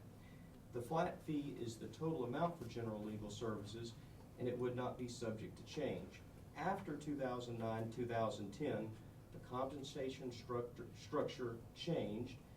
We began paying Mr. Cope a retainer and then an hourly fee. The hourly fee means the total cost for general legal services could vary. It'll vary depending on how many hours you spend on general legal services. And I'll show you where that line is in the budget. It's line 331. You'll notice that on line 331 for legal services, for 2009-2010, that number is 0. There is no additional hourly charge for legal services because in 2009-2010 we were paying a flat fee. By 2010-2011, this had changed. We were paying a retainer plus an hourly fee, and so then there are amounts there for legal services, additional charges. Just as an example, for 2009-2010, and the amended budget is $137,800. So, is that scenario gonna happen with this as well? yes, one of my concerns, and I think one of the concerns that several commissioners have, when I say in the resolution I presented, the resolution I presented would have the flat fee from 2009-2010. It calls for a total expenditure on this for the county attorney of $259,000. But are we still gonna have that same cost that you just spoke of above the 200, above this resolution here? No. You're not? We're No, not. the resolution is designed to identify with a flat fee the total cost so that it wouldn't be subject to change. One of the concerns I've heard is people are concerned that if we hire an in-house attorney, they're not gonna have time to do the work, we're gonna have to hire another attorney, or they're not gonna have the expertise and we're gonna have to get outside assistance, or they're not gonna have the institutional knowledge and the bottom line is the legal department is gonna increase in cost over time. Murfreesboro has 5 attorneys, it'll end up as a, just use an outrageous number, of a $1 million legal department. The resolution I presented is designed to not only save $80,000, but structure the cost with a flat fee so that it wouldn't be subject to change, like it might with an in-house attorney, or like it might in some of the years after the 2009-2010 fiscal year, when we didn't know the total cost of the attorney, Mr. Cope, because there was this hourly rate paid on top of a retainer. So I'm wanting to go back to a lower cost and to a flat fee, and both of those were present in 2009-2010. The resolution is designed to simply go back to that pay structure and to that bottom line total cost. And just doing the arithmetic very quickly, 338 minus 259 is savings of about $80,000. Okay. I should probably say that there are other legal costs in our budget, like legal services. The budgets that you've been looking at are for general legal services. These litigation costs are, as I would describe them as being independent of this decision. And the reason why is they're going to have to be paid whether you hire an in-house attorney or whether you recontract with the Copes. If you hire an in-house attorney, you'll still have to pay for litigation costs. You'll still have to pay these litigation costs. If you recontract with Mr. Cope, you'll still have to pay these litigation costs. And I guess my support of this claim is Mr. Cope is still under contract for litigation services for 2 more years. So this decision you're making tonight can't affect those costs. He's already under contract for those costs. So there are other spots in the budget where we have legal costs, litigation costs, judgments, but those, as I'm characterizing them, are independent of this decision because they're going to have to be paid whether you hire an in-house attorney or whether you recontract with Mr. Cope. Okay. Can we hear from you? Absolutely. Okay. I'll try to address a couple of things. If y'all don't mind taking one of these. I've got 2 things that I've got. You just bear with me. Yes. I'm not loud enough? She said bear with her. Bear with me, please, while we pass this out, because now, I will say that the Cope's office has always been nice and responsive, but I'm all about this. Thankfully, I don't have to use the Cope office. Finance generally does it, but I'm all about the numbers, and that's what I'm here to report to you. The first one, if you will bear with me on where it's green. Let's talk about that one where it's green. And the top part is those costs. You know, what is it costing the county? And we've got information from 0405 forward up to date of what we've spent and what we consider the day-to-day services. And it's the county attorney's salary, the legal secretary's salary, and there's 2 of them, 2 positions in there, and one of the positions came in 2001, a full-time administrative assistant to help with the delinquent tax collections. That was her function. So then, up until the agreement that you approved that we're working under, the county fully paid all those positions. Beginning with 10-11, the agreement that you're working under is that the Cope firm would pay 75% of that second employees, that administrative assistant's salary, not the benefits, just 75% of the salary. So I've taken that off to reflect that they have paid, you know, that was part of that agreement. But up until 10/11, the county fully paid that position. The second, okay, let me go back, still on the green, the delinquent tax attorney Hudson, those fees are paid from Chancery Court. And I don't know if it's a check to Roger Hudson or if it's to Cup Firm. I really don't know how that goes, but this was the amount that Chancery pays into the Cup Firm. This is not paid by the taxpayers of Rutherford County. This is paid by the delinquent taxpayer. They're responsible for that. Okay, so that is the cost of your total top. That in the middle, the next section, are the total costs that we have paid for legal services for what I would consider litigation. So, you know, 0405, in total, $148,919. Let me back up just a minute. Mm-hmm. I'm sorry. So the delinquent tax part in 11/12, And 11/12.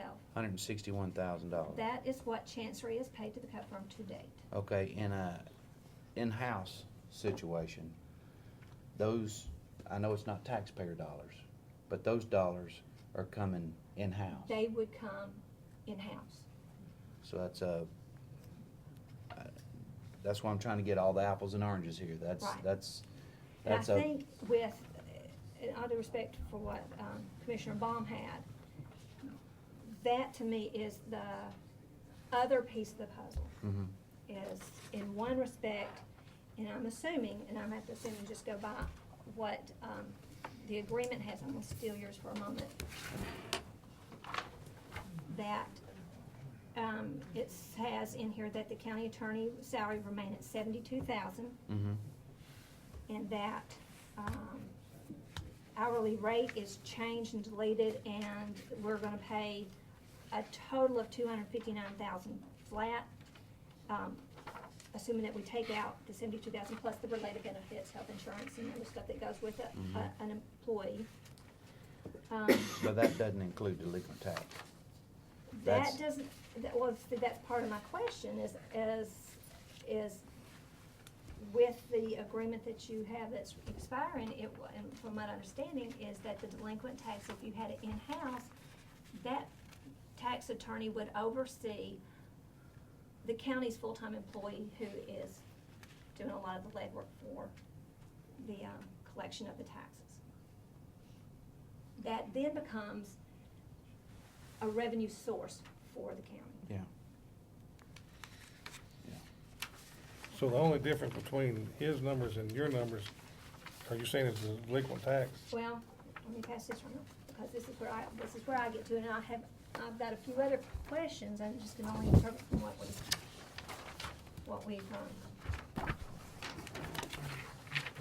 what I'm showing here is that the mayor's recommendation was $338,560. That includes one county attorney and 2 secretaries, one being the one that works full-time on delinquent taxes. Mhm. Of course, he has in here $50,000 for legal services as a just-in-case kind of thing. Commissioner Baum's resolution is, and I just had to interpret based on what he had, is that we would have just the county attorney, his longevity plus his benefits, and then the difference would be legal services. It says quarterly $259 should be budgeted. Let's see, that this is the piece that I didn't, and I may have misinterpreted that the difference between his salary and what we would pay is going to be paid flat. So I don't know what happens to the 2 employees, or the employee that we have that's The employee that's ours, that's over there now? that Is she it- is in our office. Yeah, we do. Not in our office, you don't. No, we don't. Oh.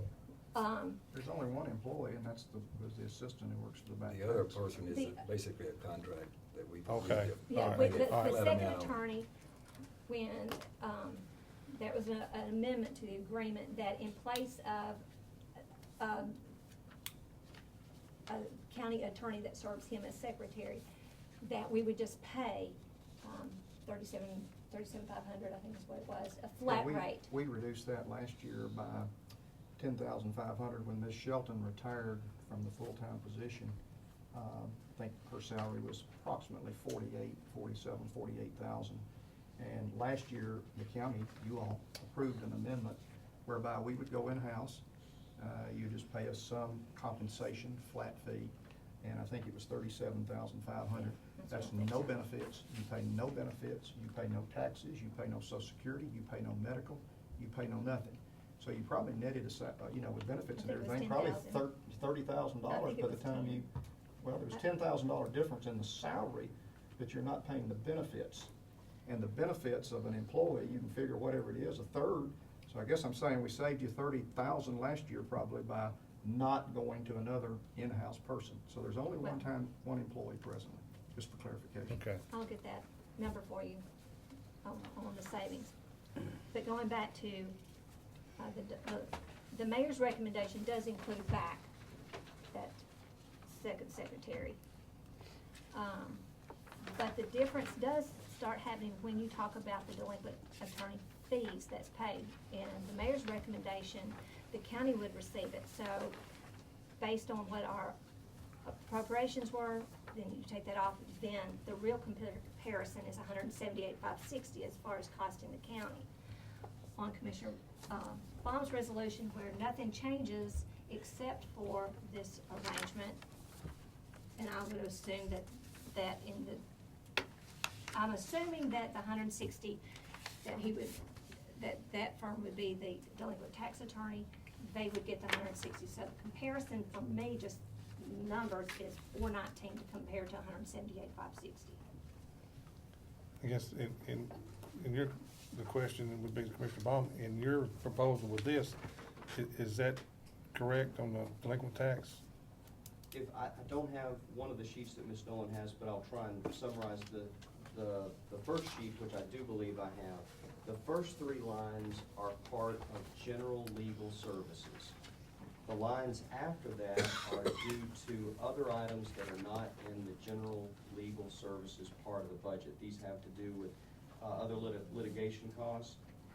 If you add up, for example, the first three numbers under 2009, 2010, if you add up those three numbers, I believe you get something close to $252,000. So that's going to be close to the $259,000 that's in my that's in the resolution that I presented. Now the delinquent tax stuff, my understanding is Roger Hudson filed around 450 delinquent tax lawsuits last year, and that's more than one per day, a couple per day. I think one of the concerns a lot of the commissioners have is this in-house attorney is going to balloon into a legal department. It's going to end up with 5 attorneys like Murfreesboro. It's going to end up costing $1 million. This is the first step towards doing that. Roger Hudson's filing 450 delinquent tax returns, and now we're going to be asking the in-house attorney to be providing general legal services, attend these meetings, interpret documents, and then on top of that, handle these delinquent tax lawsuits. My concern is the in-house attorney is not going to have time to do that, and we're not going to want the in-house attorney to be focusing on that. But this isn't all that Mr. Hudson does. Probably I mean, this focusing- isn't, I mean, he don't just do this 24/7. So he's got his own practice that he does too. Right, he does do other things. Yeah. But focusing on the numbers from these delinquent taxes, in good years, which is what we want, we won't have as many delinquent tax lawsuits. We don't want delinquent tax lawsuits. We want property taxes to be paid to us directly, not for them to have to be collected by an attorney. So we don't want to finance an in-house legal department by hoping we have lots of delinquent taxes so this attorney can generate that revenue that would have gone to Mr. Hudson. What's the history? Well, look at the sheet Ms. Nolan gave you from a year of good economic times, 2004, 2005. Back then, or I should say 2005, 2006. Back then, delinquent taxes were about half the figure that Ms. Nolan cited. So if we have good economic times, we won't have as many delinquent tax lawsuits again. I don't think we wanna finance an in-house attorney, on the hopes that we're gonna be collecting a lot of delinquent. But if you use $80,000 on this sheet she's got for delinquent taxes, that gives you still a huge spread between your But we're resolution assuming that and one person this. can do all of that. Can we talk about that? I think we can talk about that. Let's talk about that. Well, my question is, how long does it take to file one of those lawsuits?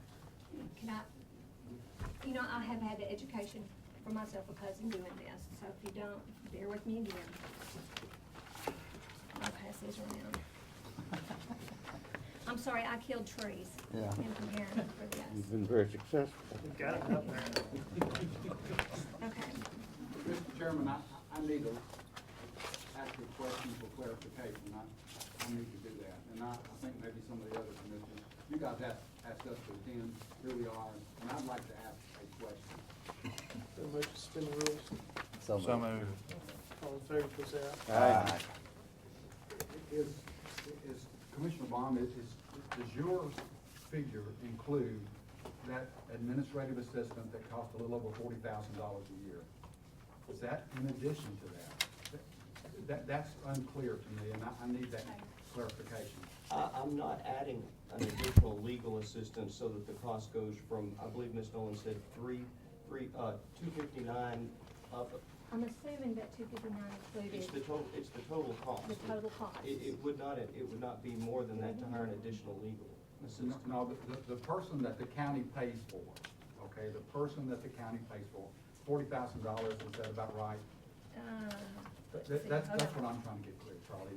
The two people we're proposing to pay for it cost $68,000 total. Yeah. I just want to focus on the one person that collects taxes, okay? Okay. That's Oh, my that's- question. Okay, No, it's not 40,000, it's 30,000 or less. Oh, wait a minute, but with benefits, that's the second one. Yeah. It's the one who we're we're paying paying- for right now. right. Her Well, total in benefits is 43,000. We're going to continue to pay that, That's my question. period, flat out. And if, does that include in your figure? And if not, we need to add it in there because we're adding it into what I understand that you've just presented. The mayor's recommendation includes that employee. And does not that person do most of the work? And I don't know, 75% of the work of the delinquent taxes? Let me, Do they not? if I might be prepared, Ms. Nolan, let her go ahead if she wants to. She's gone to a lot of trouble to work up several pages of what she believes the back tax attorney does from the information she's got. My question was that this person that we've been paying for a number of years to do most of the legwork on delinquent taxes, we're paying those right now outside of the legal services. And then the attorney is filing those things that this other person does a lot of the work for and collecting that, whatever it was, $160,000. To me, that individual that's doing that is the one that's doing most of the work, and the attorney is filing that on behalf of that person. So to say that Roger Hudson or anybody else is gonna be spending all of the hours of every day to file those when that administrative assistant or clerical person is doing all that work, it's not included in the figures that Charlie gave us. It is included in the figures that Lisa gave us, and we don't need to lose sight of that, because these monies are gonna go up. If it's $40,000, at least $40,000. Well, I understand the question. I can answer it. The resolution I presented only specifies two numbers: the total cost of general legal services and Mr. Cope's salary. I'm sorry, and benefits? And benefit. Okay. Well, Because it's a salary of $72,000, so I think you would have to add Mr. Cope's benefits on top of that. But Okay. in between those two amounts are monies for supplies, equipment, secretarial service. I want my resolution to present a budget for general legal services that's comparable to the mayor's so that we can compare bottom line dollars. In order to do that, the resolution I presented only includes two specific items: the total cost, which is $259,000, and Mr. Cope's salary, which in the agreement is $72,000. what's in between there is meant to roughly match up with the line items in the mayor's budget for an in-house attorney. Wasn't for sure I the way didn't- I that you didn't- presented it, if it was only one employee and the rest is. No, I understand, Okay. and But the it reason doesn't- why it it's So is that doesn't- $259 specified plus is 72? because the budget itself contains probably And 20 different that- lines for various items, not just specified in the $259 total. resolution. And that line item does include, I mean, that 910 includes 3 salaries. Line item 910. 910, the 910 budget that you're using includes 3 bodies. The Yes, and it- $259,000 includes 3 people, Mr. Cope and 2 others. Okay. It's in there. My budget's meant to match up with his so that you can compare the bottom line numbers. Okay, that's, we Even though didn't talk, so but still, we can get down to the bottom line numbers. I didn't include all 20 items, but Okay, that's fine. the total cost is Okay, so you're, supposed to be fine. you know, the question, now, I will tell you who I spoke with, is Joanna Riggs, who is a 26-year employee in Chancery, to ask her to help me on the process. And then I had her review what I did based on my conversation with her, and today I went over to speak with our employee and had her review this process to make sure that I wasn't misrepresenting what they were doing, saying what they've said, you know. I didn't want to say anything that they didn't say. You wanted to base it on facts. I wanna make sure that I had it down right. So, if you bear with me, as if we're on TV, then I think this is also beneficial to other people to know the process and pay their taxes on time. Okay. So, first thing is, when do the taxes become delinquent? The trustee, and I've made some copies of some of these documents behind the spread. About March 1st, the first 2-3 days of March, the trustee sends a notice to all the delinquent taxpayers who say, you need to pay your taxes, or penalties and interest that were calculated through March 23rd. This was your final notice. Otherwise, it's going into Chancery Court. Okay, so I've given you a copy of the last final letter of what he sent, and then he files he certifies those delinquent taxes. This year, for the 2010 that got transferred, there were 2,124 real property bills and 1,393 personal property bills that were unpaid. Okay, so when I refer to county employee in all this, I'm talking about the county employee that was hired in 2000, 2001 to aid in the collection. When the taxes transfer over from the trustee's office to Chancery's office, 10% is added directly to that bill to pay the county tax attorney. So that's what I'm saying, the taxpayer does not have to pay that. When that taxpayer goes over to Chancery to pay it, they pay that 10%, that add-on. On a monthly basis, all those 10% then are checks cut to, is it to uniform or is it to Roger? I don't know. Okay, so that's just moving the taxes over to the county. So, part 2. The county employee, how do you determine which ones that you're gonna do further work on? The previous person in this position, she said, picked the ones that additional work would be done on based on the highest amount owed. Our current one works A, B, C, D. Okay, so what does she do? The additional work. She performs the title search to determine the lien holders, the property owners, and ensure that the property descriptions are accurate. Then she prepares an amended and supplemental complaint for review and signature for the county attorney and the summons to Chancery Court. The county employee files that complaint and summons with Chancery. Come down. Chancery issues the summons to appear to these people that she's found, to appear before court for default hearing in 30 days. Sometimes it's 45 days based on when the court times are.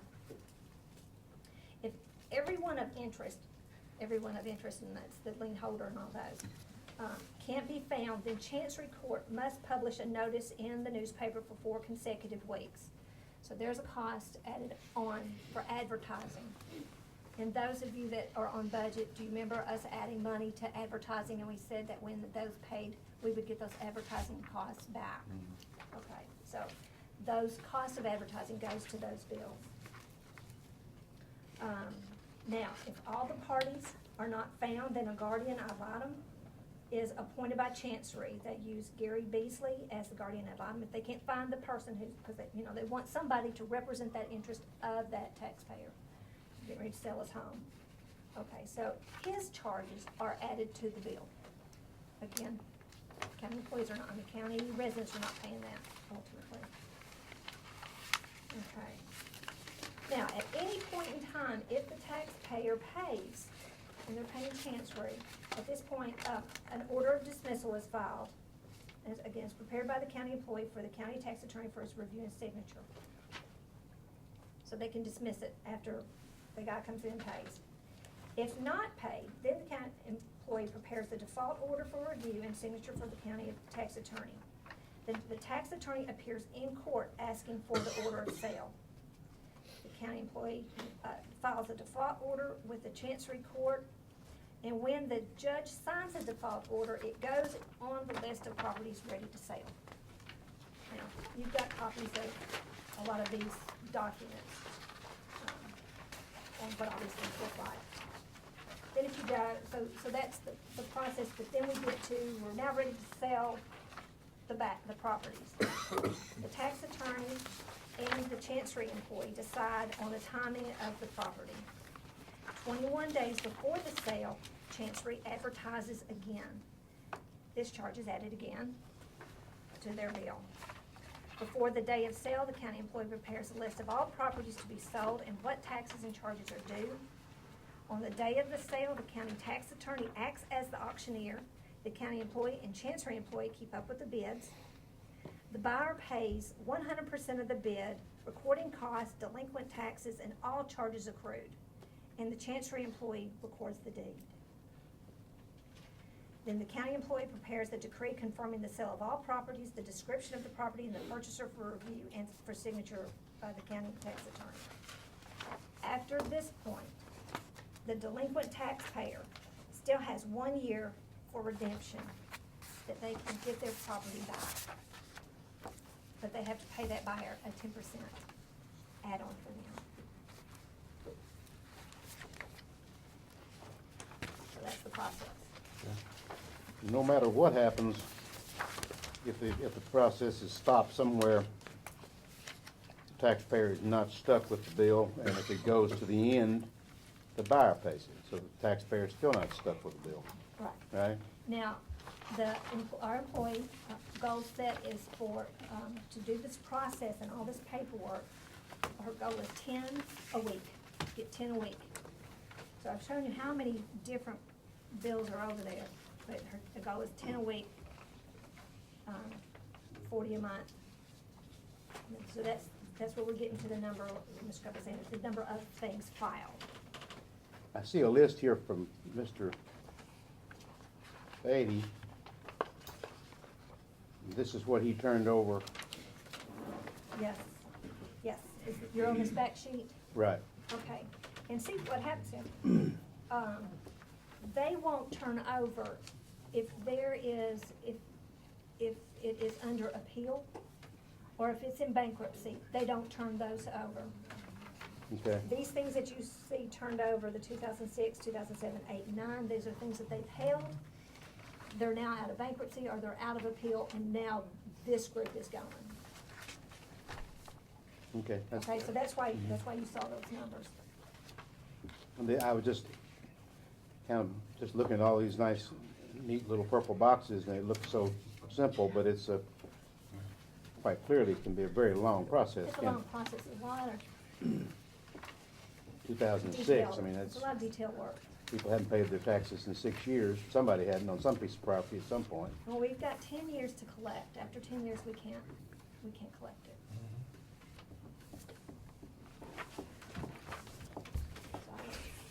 So on this process, and Ms. Nolan, you can answer this, or Mr. Coe, Pay your taxes. I mean, I can look at the things. Did you look at and figure out how much of it is done by the county employee or from whoever we're paying that money for, as opposed to the attorney? I mean, somebody asked the question, how much of Roger Hudson's time is actually spent working these, and how much of it is the person that we're already paying? And speaking with both women, they both said they're doing the majority of the work. But I don't want to discount. When I say the majority of the work, I'm saying the majority of the work of getting the preparation in there for his review. And Roger Okay. does the review and does He's the got to legal work. review, and I mean, it's. no I guess I'm different trying to than this. He's gonna quantify have to review. time and hours And here. I know don't it's hard to how do much per time. case, because I know each case is different. Some end after the first phase, and some go the whole gamut. But I think that's important to kind of look at, based on 450 cases or whatever it is, and hopefully that will go down. How many hours, and I'm gonna understand correctly, and again, to clarify Commissioner Phillips' question,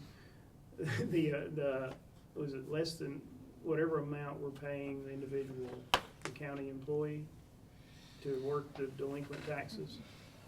Right now, they're paying 75% of the base salary of that employee, the county employee.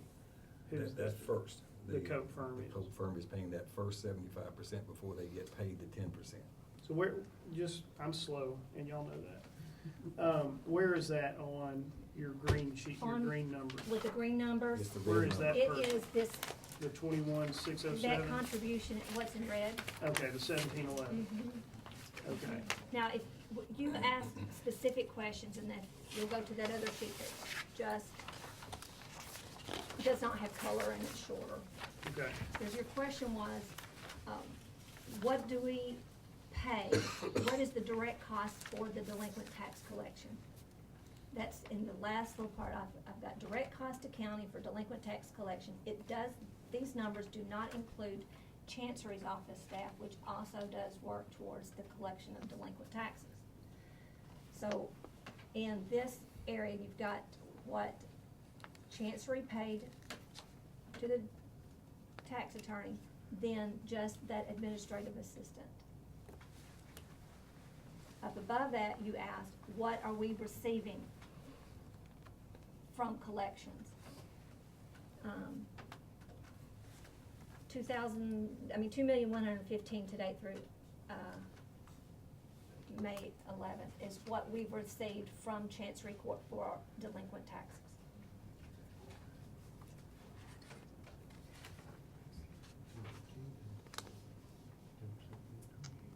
So I guess I go all the way back to, to me, this is an important part on, you asked the question, how much time does he spend? And I didn't finish. I don't want to take away from Mr. Hudson's knowledge in being able to look at all the documents that have been worked. And, that's where you have your expertise, is that looking at what was presented to him is accurate and ready to go. Here may be a better question. Who's gonna work these if we go with an in-house attorney? The employee, I would assume the employee that we have working for us now. That person can't go to court. And the But county the county attorney. attorney can. Right. So And he so can this do is, everything you're else talking and do about, that too. Let me, if I could. We don't know that. Could I respond with a little bit about what the back tax attorney does, since we do this work? Would that be appropriate? Okay. First of all, this is, as Commissioner Jordan said, this is a very complicated and time-consuming process.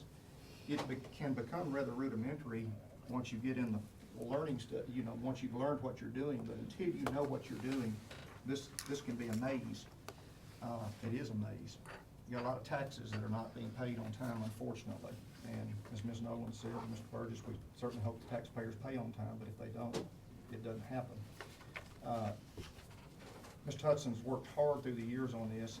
We've got an excellent team, as Nolan has mentioned, Ms. Riggs and our associate in our office who works on this is a county employee that we pay 3/4 of her salary. They do an outstanding job. But you do have a back tax attorney who's in charge of this. I guess I would try to make this by analogy, say, when you go into the doctor's office and you see the doctor, you also see some nurses and physician's assistants in there that are drawing blood, running the test, send it out. Does the doctor come in and run the blood? No. Who's ultimately responsible for your medical care and medical treatment? You're looking to the doctor. You may like the nurse, you may find out they do an efficient job, but ultimately you're looking to the healthcare provider, that individual that's looking for your medical needs. Well, that's kind of what a back tax attorney does. The back tax attorney is responsible for making sure this gets done right and that there isn't any loopholes, defects, etc. So when the back tax, to give you hopefully an overview of this, and I'm sure we're boring the public with it, but maybe boring you all, but in the interest of trying to give you a flavor of that, I asked Mr. Hudson to give us an overview of what he did. And I won't go through all of these because he's involved in all of this process. But once it's turned over, the suits are filed. The suits are prepared by Mr. Hudson, his assistant, like a nurse does when she draws blood, comes in, sends it off to the lab, brings it back. You read the reports, you make the decisions on what can and can't be done. So if you keep that process in mind, that's kind of what this involves in. He reviews and signs each lawsuit. He has to do usually suits and normally involve 3 to 5 pages in length because you have, generally speaking, tax liens that are otherwise affected. You have mortgage holders that aren't paying back taxes, etc. You have to determine who those are. You have to name them. You have to give them process. It takes several of those to get that done. We then have to monitor, he has to monitor each suit, process to make sure who's been served, if there's somebody who's deceased, to be able to determine that, and then what can be done in those situations. He then has to prepare and file affidavits, which have to be published for those persons who are missing. And believe you me, he gets an inordinate number of calls and communications frequently when these suits are filed from people who say, that's not me, I don't owe the tax. Oh, that was Uncle Sam, he died. Aunt Mary now has the property. I mean, these are things that, no offense, the nurses don't answer, okay? The doctor has to answer these questions when they come up and deal with that. So once these suits get filed, you then move forward with motions for default. You have hearings on the motions. You have hearings in courts on the merit. Once these get filed, you frequently have bankruptcy proceedings. You've got to be familiar, you have got to be astutely aware of bankruptcy proceedings. It is a highly complex and specialized area. We had one just recently where our associate went to the bankruptcy court 3 separate times to try to get relief from the bankruptcy court. Again, I'm not trying to sell you, I'm just telling you this is the reality of what the back tax attorney does. So you go to court, you work through these issues with bankruptcies, with mortgage companies, etc. Then we prepare motions to dismiss. We have some we simply can't collect. Those get dismissed. And ultimately, those taxes are coordinated with the city of Murfreesboro because they have back taxes. We work with their office to make sure that coordination works well. Once we get to the point where the back taxes aren't paid, everybody's properly named, and we're adequately prepared to go forward with it, the court can order a sale. We have to go to court to get the sale order. Then we conduct the sale. At the sale, the back tax attorney conducts the back tax sale and prepares that, working with, again, the staff. Both of those 2 fine ladies are there doing the job that they do. And those are then bid. Then after you have that, you have to go back into court to get a decree of sale presented to the chancellor, where he has to approve the sale, and legal tech papers have to be done, presented those into court. The last item that's not mentioned here at all is on redemption. A property tax owner who defaults on payment of taxes has a period of time to come in after their property is sold and to redeem that property. That is, to pay it back out if they want the taxes back out. So we've had hearings more frequently than recent involving a lot of people who are coming in for redemptions, who said, I lost my property a year and a half ago of a back tax sale, I want to redeem. That's another court proceeding. Technically, I don't think that's part of the duties of the back tax attorney, but we do it as part of the duties. That is, we go to those redemption hearings when they do occur to make sure the county's properly represented in that. So I asked Mr. Hudson, all in all, what do you think? And he said, you know, the more I think about this, I didn't realize how much time I am spending on this. And it is a substantial amount of time. We don't calculate the time because we're not paid on a time basis. We're paid by the delinquent taxpayers. And we try to do, for years, we've been asked to be aggressive, to do an effective, hard-nosed job. It's not pleasant, folks. it's not easy to talk to somebody who can't pay their taxes and take that action. It is a very unpleasant part of our business. But we do try to do it the right way and produce good results for the county. So I have no apologies for the fact that the monies went up, because the more we work hard to do this, the more you collect in the bottom line to deal with the budget. I feel remiss and sorry for those taxpayers who are not in a position to pay their taxes. But our duty is to follow through on these things, and we do it the best we can. So I'm happy to answer any questions about the process. Does,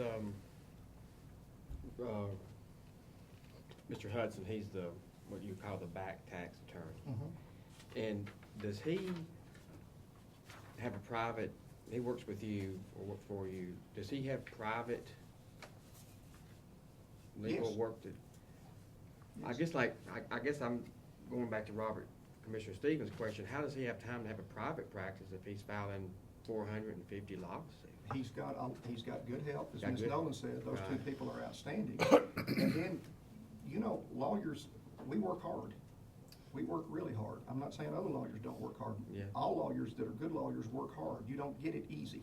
It's not given to you, so you work long hours and you do whatever it takes to get the job done. But we're in private practice. We're very blessed to have a lot of good clients, and we work hard to try to serve those clients, including Rutherford County, in collection of back taxes. And again, I say all this not to, it's your decision, just so you have good input on everything. What Ms. I was just trying Nolan to- said, I can't disagree with the thing Ms. Nolan said. Those are outstanding ladies and they work hard, but I think to say that, you know, an attorney, an experienced back tax attorney isn't important, I would strongly disagree with that. You've got multiple counties around here that have back tax attorneys who are not the county attorney. In fact, I would bet you if you took a survey, you'd find most of these counties who have back tax attorneys who are not the county attorney. They have that expertise independent of the county attorney. Now, unless you get into a metro government where they got 31 lawyers and probably got 5 of them being paid to collect back taxes. But then you're in that bureaucracy of multi-million-dollar, you know, attorney's offices within governmental that just the growth of it. Yeah, well, the reason I was asked the question is based upon Commissioner Stevens' comment, how do you have time to breathe if you're filing 450 lawsuits? So obviously, it takes a lot of time, but Sure. he still has time to do a private practice Absolutely, too. Okay. absolutely.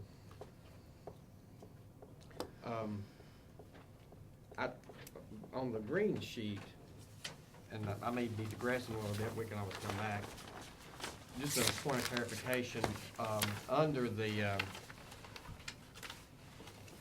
I guess the middle section there where it says other government funds to these law firms, these amounts are stated here.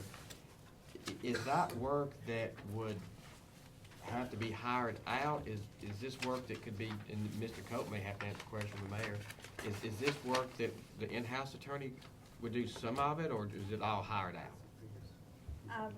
In my view, these things listed below are primarily the litigation. This would not be something you would classify as routine general legal services.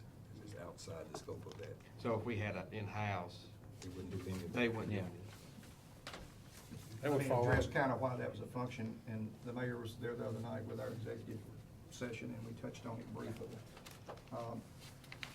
What you've had through the years with the county is that, as Ms. Nolan knows, for a long time, we were traditional insurance purchasers. You'd buy a product like you would for your home, where you would get homeowner's insurance or automobile insurance, pay a premium.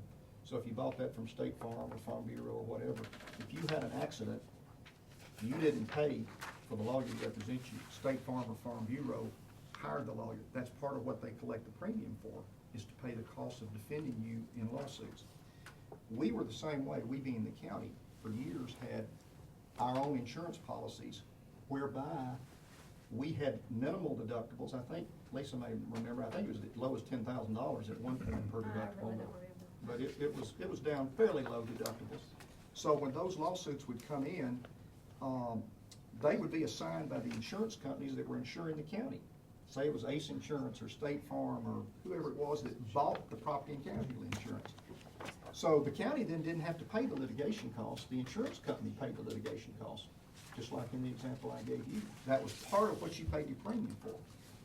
the problem that faced the county in budget years gone by was that the claims experience, the number of accidents and incidents the county was dealing with as the county grew, the premiums started escalating dramatically. And again, Ms. Nolan can provide you that information, but, I mean, we went from premiums, of $800,000 and $900,000 to, $2 million. So all of a sudden, you're looking at tremendous insurance costs. So instead of paying, for example, an $800,000 premium for property and casualty, you might be paying a $2 million policy. So in order to address that, in my example, and don't hold me to the numbers, they're just examples. In order to address that $1,200,000 shortfall, you decided, well, we're gonna, in effect, become self-insured. We're not gonna have insurance costs driving our budget every year. We're gonna cover a portion of those claims each year. So now you've got a retention, Mayor, of what, $350,000 per claim. So the first $350,000 of any claim the county has, that comes out of the county's pocket. The insurance company doesn't have to start paying coverage or costs until you get to $350,000. Well, under the Governmental Tort Liability Act, you're capped on most of these claims at around $300,000, give or take. So you don't have many claims that go over 300. So the county is in effect self-insured on these multitude of claims. That's what drives these numbers here on litigation costs. What these are is you're either gonna pay attorneys and claims out of pocket, or you're gonna pay big insurance premiums. So it's not an either-or situation. Now, if you went back into the insurance market, you'd drop these dramatically, because you wouldn't have attorneys that you'd have to hire to litigate. But your premiums presumably would go up dramatically. So it's kind of either pay Peter or pay Paul in that example. And I hope I'm clarifying for you. You're trying to get an explanation of what we're dealing with. And so that's why these numbers are what they have. The biggest exposure, in my opinion, that the county has, beyond what I call governmental tort liability claims, which are the state statute for property and casualty, the typical car accident, slip and falls, that sort of thing, are your civil rights litigation matters, where you get into lawsuits that basically are uncapped for attorney's fees and that sort of thing, that when you get sued by a prisoner, for example, that says they didn't get the medical treatment they wanted, you can get hit pretty good for some of those that are a considerable amount of exposure. So forgive me for rambling, but I did want to share that with you. Thank you.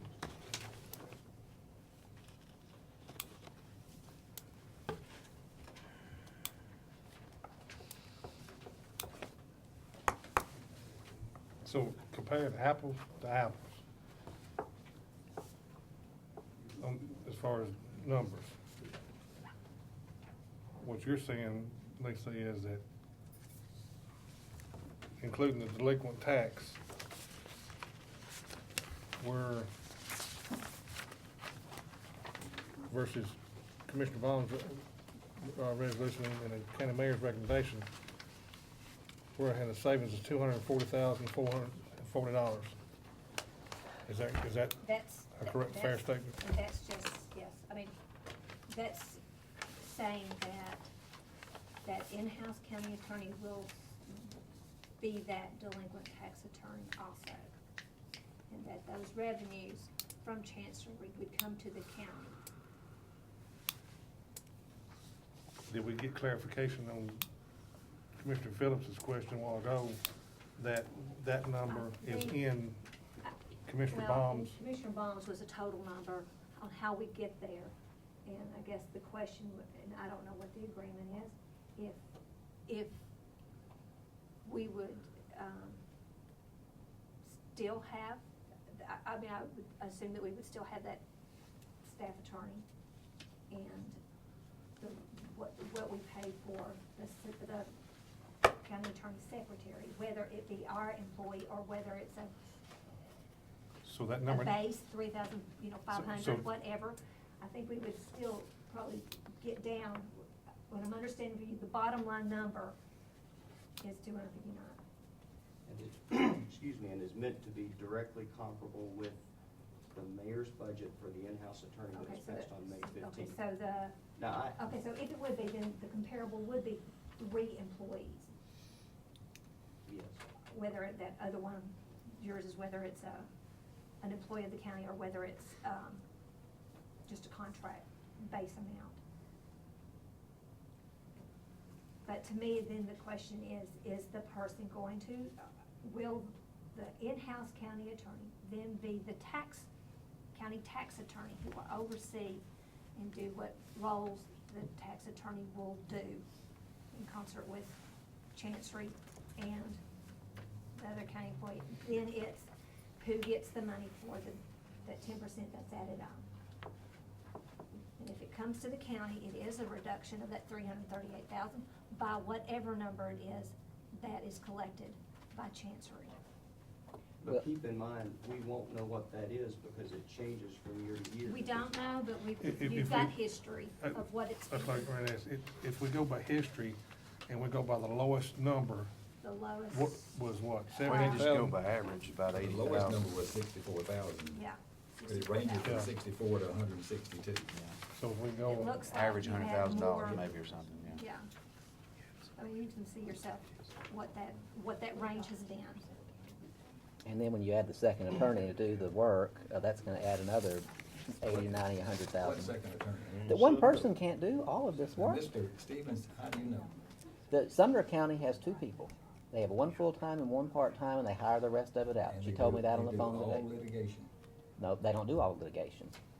I Except talked to for her a today. Nominal amount that they do farm out. They told me they farm out all their federal cases, all their civil rights cases to outside You litigation. have more current information out there, but let's back up here just a moment. Mr. Copeland have billed us on an hourly basis. And those have averaged on an annualized basis for a 16-month period up to 1,250 total hours. Well, if you bill for 1 hour, that doesn't necessarily mean you work for 1 hour. Sometimes you work for 2 or 3 hours to bill for that 1 hour. Well- I don't bill my clients when I'm thinking about if I'm brushing my teeth, if I'm thinking about their I don't know case. about that, I don't keep up with. Just because they bill for that much doesn't mean that's how much they I actually work. believe there is adequate time within that staff attorney to do this work.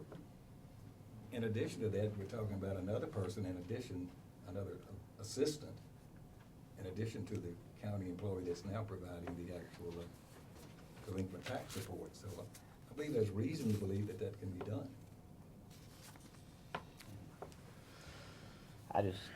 I disagree. I just don't see how it's possible. And Hamilton County has 3 on staff, and they hire a lot of their work out. Knox County has 9 on staff. Shelby County has 29, and Davidson County has 31. This person is going to be overworked, and the quality of the work that we get now is superior. It's outstanding. If we get somebody that's stretched thin and trying to do all these things, we're going to get helter-skelter quality work. I trust the documents that we get from Mr. Cope's office. I trust their advice 100%. We have somebody new that's come in that's trying to do all these different things. Not only do they have to do the work for those areas, they have to keep up with all the latest developments in those areas too. And you're trying to keep up with bankruptcy and tax law and the sheriff's office issues and so forth. It's not going to work. And just from a practical standpoint, there's no way that we can get this going by July 1st. One person is not going to be able to get off the ground running on July 1st and have this law office in an operable state. And somebody mentioned after the last commission meeting that if we go to this in-house law office, that Mr. Cope's office would still be there to answer the phone. I don't know what Mr. Cope's position on that is, but if it was me, the answer would be no.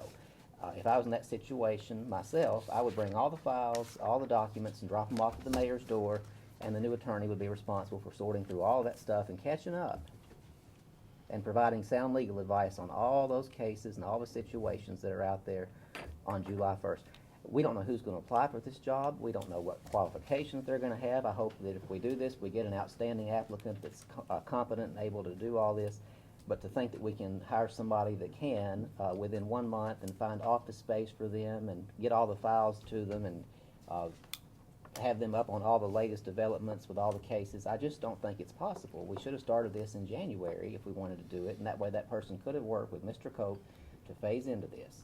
But we're right up against the wall now, and it's just, when we have all these contracts and these lawsuits and everything that are going on, we don't want somebody that's inexperienced and not familiar with the situations. It's a big liability. We're not talking about the lawsuits, the litigation, that. Just the general services, reviewing those contracts, some of those contracts are hundreds of thousands of dollars. And we want somebody that's familiar with those and knows what they're talking about. I do. I don't know about the rest of the They're committee. perfectly competent, I understand their capabilities, and They have 7 lawyers over there that are focused on different areas of the law. They keep up with those areas diligently. They know what they're talking about. One person is going to have a hard time answering all these questions, all these department heads, and keeping up with the latest developments in the law, making it to bankruptcy court, making it to court here. I just don't see how it's possible for one person to keep that busy schedule. You have court things up in Nashville for the bankruptcy court in the morning. You have court things here in the morning. I mean, how are they going to be in both places at once? I just can't see it's possible. So you're going to have another attorney. What if this attorney's on vacation and we need legal advice? What are we going to do? they don't take any vacation. Mr. Cope doesn't take any vacation. Well, he has 6 other people in his office that can answer questions if he's not available. Every time I've called, I've gotten either Mr. Cope or one of his partners or associates. If this county attorney's gone on vacation, so they're going to be answering their cell phone when they're on vacation? Is that part of their agreement? We haven't got to an agreement yet. Well, if they're on vacation, I don't know if they're going to want to be working. Point of order, Mr. Chairman. I mean, there's no sense in getting up here and attacking the mayor or anybody else. You know, we're discussing, and if he wants to, you know, give his side of the issue, do it in a respectful manner. Whether it be to Mr. Cope, to Ms. Nolan, the mayor, any of us.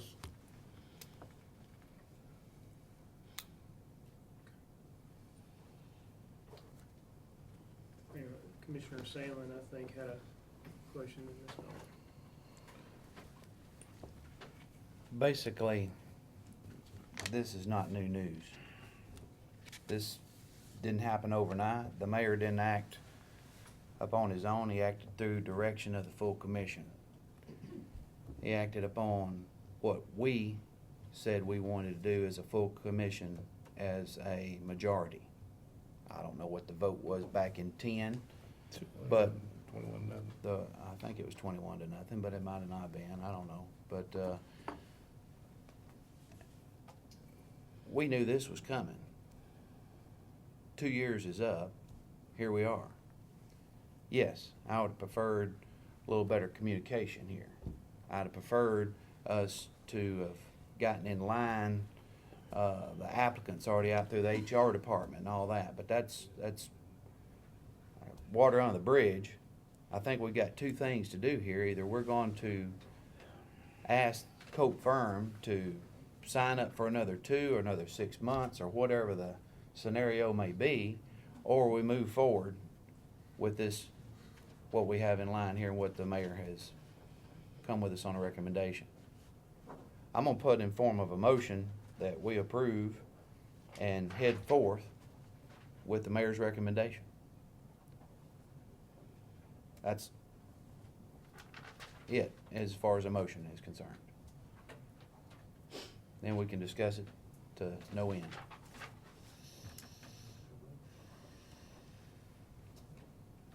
Before we have a second on that motion, I want to, We need a second on the motion first. Second. okay. I guess I wanted to clarify, I mean, anybody can make a motion about anything. Sure. I just want to know if we needed to act upon this resolution that the full commission sent to us to say yes or no. I guess I'm asking more than I'm stating. Because I want to make sure that we report back to the commission because they want us to look at this. So do we need a motion saying we don't believe this is a viable option for the county of Rutherford? Let me ask this question. A point was made at the last commission meeting that kind of, I want to make sure that we get clarified. Commissioner Jordan said it about the time frame. If the motion that's on the floor passes and June the 30th comes around, we're gonna need some time here to get this implemented.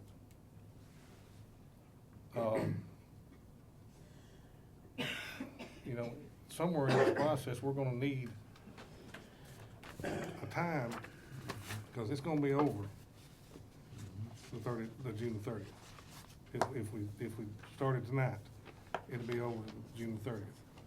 Are we gonna need to put a time frame in this where the possibility of, and I'll just use the resolution here, doing something for, say, 6 months at that time frame to implement this, or 90 days, or whatever? I'm thinking out loud here.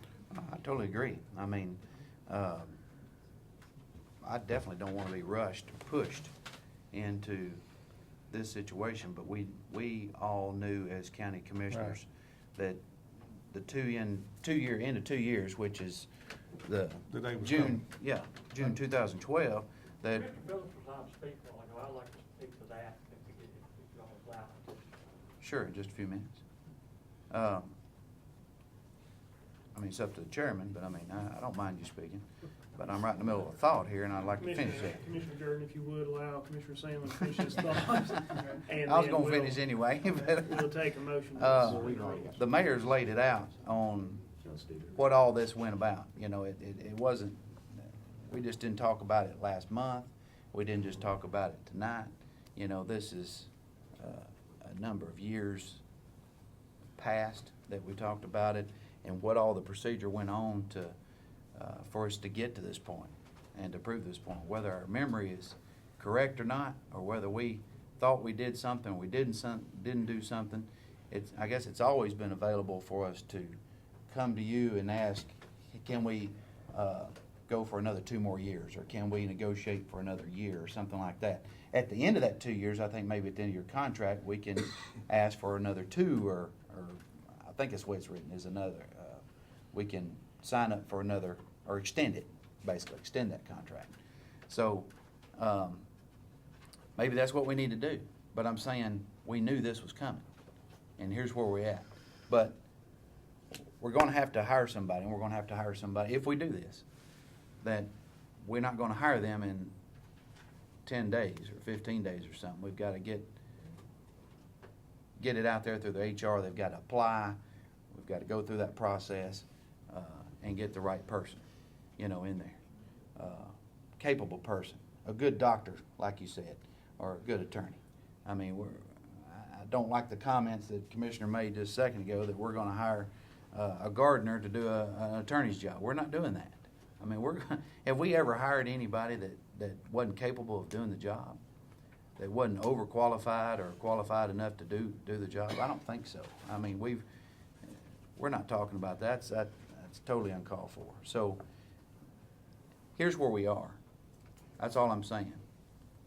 The commission, the full commission, wants to back up. This committee wants to back up. Rethink this thing, redo it, drop it, continue forth, and ask. This isn't about personalities to me, and I don't think it is to a lot of folks.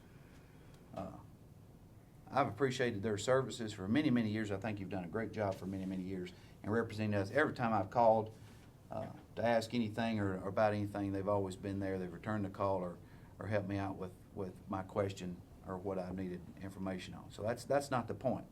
It's not a personality thing here. This is about looking to the county for the future and what we're doing.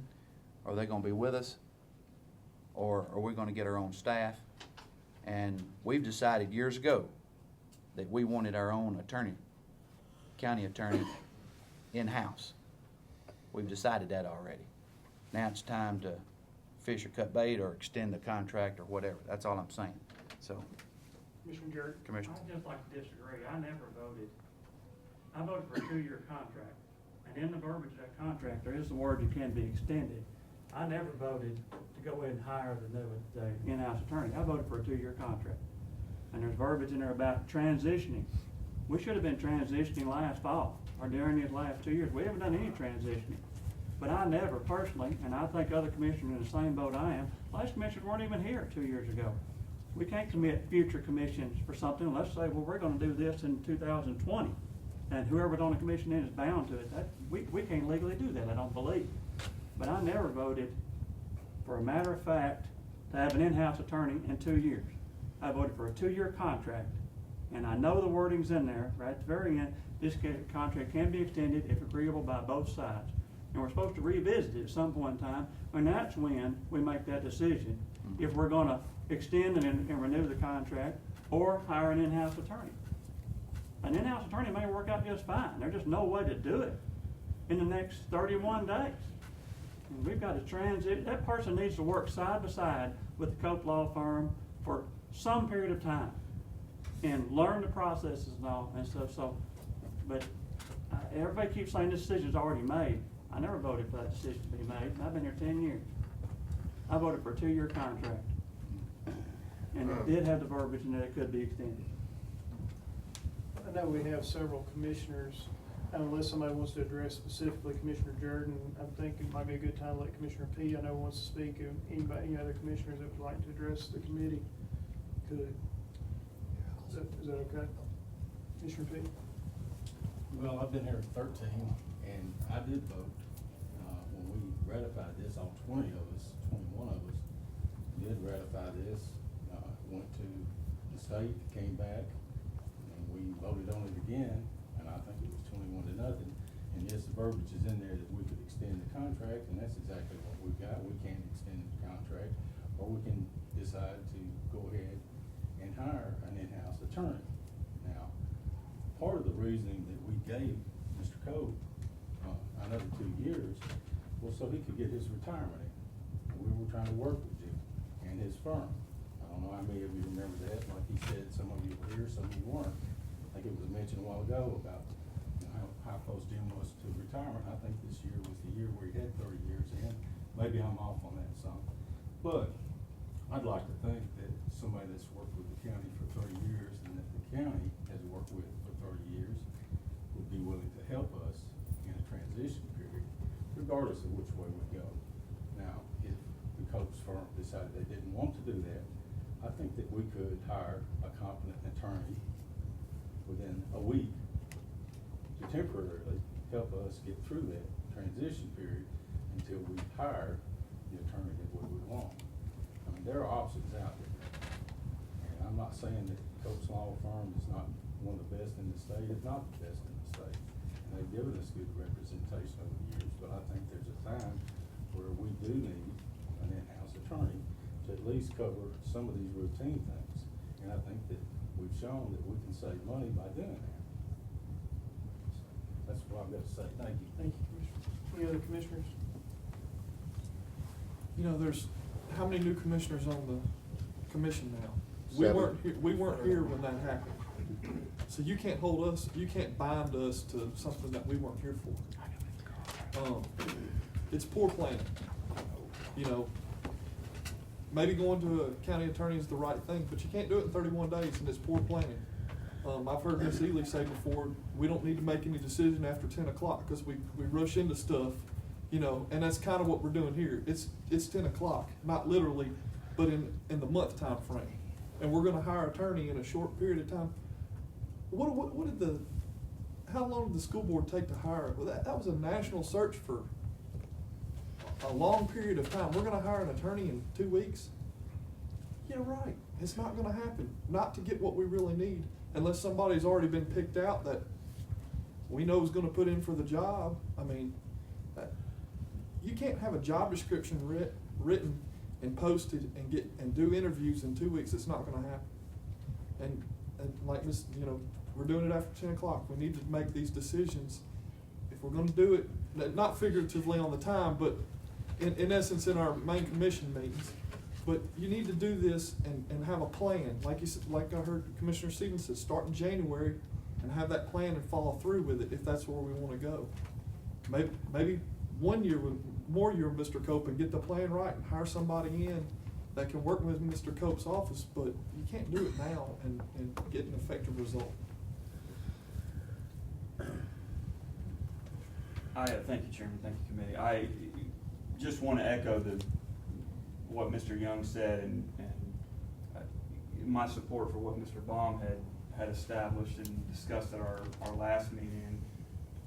I don't think, you know, I certainly am not opposed to the idea at all, but I'm extremely concerned that we would be making an effective hire we'd be making a rush hire, and I don't want to do that. I certainly appreciate the mayor's position, and I appreciate the COPE position, and I appreciate what they've done. But I just think at this time, I think I'd be more open to supporting this if, you know, Mr. Sainline said, you know, it's time to fish or cut bait. I don't want to be that reactionary to this decision. If we're going to do something like this, I'm hoping that we'd at least float the idea that we would present that to Mr. Cope. To be quite frank, I was concerned that there was what I saw as a lack of communication between the mayor's office and our county attorney. And some of this information was new to him and surprising to him. That does concern me, and I appreciate the mayor for recognizing that this evening. I'm for extending the contract with the Cope Law Firm. If it's not 2 years, 1 year, that's fine. The idea of an in-house attorney, that's fine as well. But I just want to make sure, Mr. Chairman, committee, that we're doing it the right way. And I think if we vote on what's proposed right now, in my opinion, we're not necessarily doing it the right way. Sure, as Mr. Sandlin said, this was discussed before we got here, and there are certain things the commissions vote on before new commissioners come on board. All I can go on is what I'm familiar with and the information that I've been exposed to. And the information that I've been exposed to leads me to believe is the best thing for the committee, for the commission, for the county ultimately, is for us to maintain a relationship with the Cope Law Firm. And again, if it's a 1 year extension or 2 year extension, I'm fine with that. But that's, you know, I won't take up any more of your time. I appreciate you, Mr. Chairman, allowing me to address the committee, but that's where my strong support lies, is just extending our relationship with the Cope Law Firm. Thank you. Mr. Jordan? I'm gonna echo similar to what Mr. Jordan said, when we voted, about talking about hiring an attorney. I always figured that we'd come to some conclusion that we would have agreement with Cole, them to stay on if we do hire somebody. Cause I'm gonna tell you what, sir, you gonna pay a guy right here what we asked him to do, you ain't gonna get no outstanding attorney. You might get a man in there that's gonna be on a learning track that wants that job. And you ain't, one person ain't gonna do it, you might as well get ready. So you're gonna be hiring 2 or 3 more behind you, gonna help. Or you gonna have them one to retain or one. But one person ain't gonna be able to handle what this county got to do. You fooling yourself if you think it's setting up here bogey. Any other commissioners? I got it. Please recognize Commissioner Just one Phillips. more. My concerns at the last commission meeting was, I think you guys have seen this process started in 2007, a long, long time ago. Really got serious, I believe, in 2009, okay? And my concern at the last commission meeting was that everything that we had worked on for the last 5 years, specifically the last 3 years, was going to be done away with someone making a resolution saying we could save $80,000. That wasn't my recollection. And I think what we've heard tonight is that saving money, we could do that by doing something in-house and providing the service that the mayor's office might need. And you talk about someone whose lawyers put in a lot of hours. I don't disagree with any of that. Cope's firm puts in a lot of hours. I don't disagree with any of that. But the mayor puts in a tremendous amount of hours too. Tremendous amount of hours doing certain things that probably an in-house legal department should be doing and could be doing. So I think long-term, for as we go to into the future, this county, as big as it is, needs that in-house representation. We even talked about a bigger department. And some of the things that I have tried to look back up and remember was a $500,000 budget to start with, or something like that. But also some of the things that we talked about, let's start small, just like we did in the Human Resources Department. Start with one person and see where it goes from there. I would agree with what Commissioner Stevens says, is that at some point in time, you can't say that one lawyer is going to do all that. I've never said that. I think that department will grow. But I think there's a point in time where you have to establish it and go with it. I do think that we have screwed up. And this thing should have been brought to our attention, especially the new commissioners, a year ago, last summer, especially the first of the year, and we should have had a smoother transition. And it would be my recommendation too, that we sign a contract, and it could be a 6-month contract if Mr. Cope's firm would wanna do that, to take us to January 1st, advertise and hire our attorney, and have that person on board by sometime this fall, to have 2 or 3 months with Cope's office. I think we could do things like that and come up with a really professional run office. Does that mean that we're going to hire the right person the first time? No, it really doesn't. But it could mean that we could. What if some staff attorney from Knox County applied for the job, that had had years of experience? So there could be a situation to where someone could actually come in and do a good job immediately. My concern, when I made the motion for us not to rush, was to take a look at these financial figures, because I still think that we can save money by going to an in-house attorney. Maybe not just this year, but long-term. We've spent a lot of money. I don't know what Jim's, Mr. Cope's budget that he had put together and wanted to talk to the mayor was about, but I'm assuming it was probably more than $259,000. Just an assumption on my part. Don't know whether it was or not. But we're talking about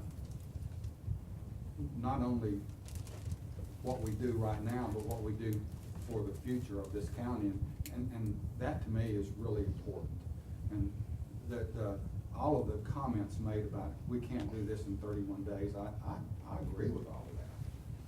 But I don't think that we have to go in and sign a contract that commits us to another couple of years when we've been doing it for 2 years and 2 years and 2 years and 2 years. And Mr. Cope, through this whole process, made comment after comment after comment. I'll help you through this process.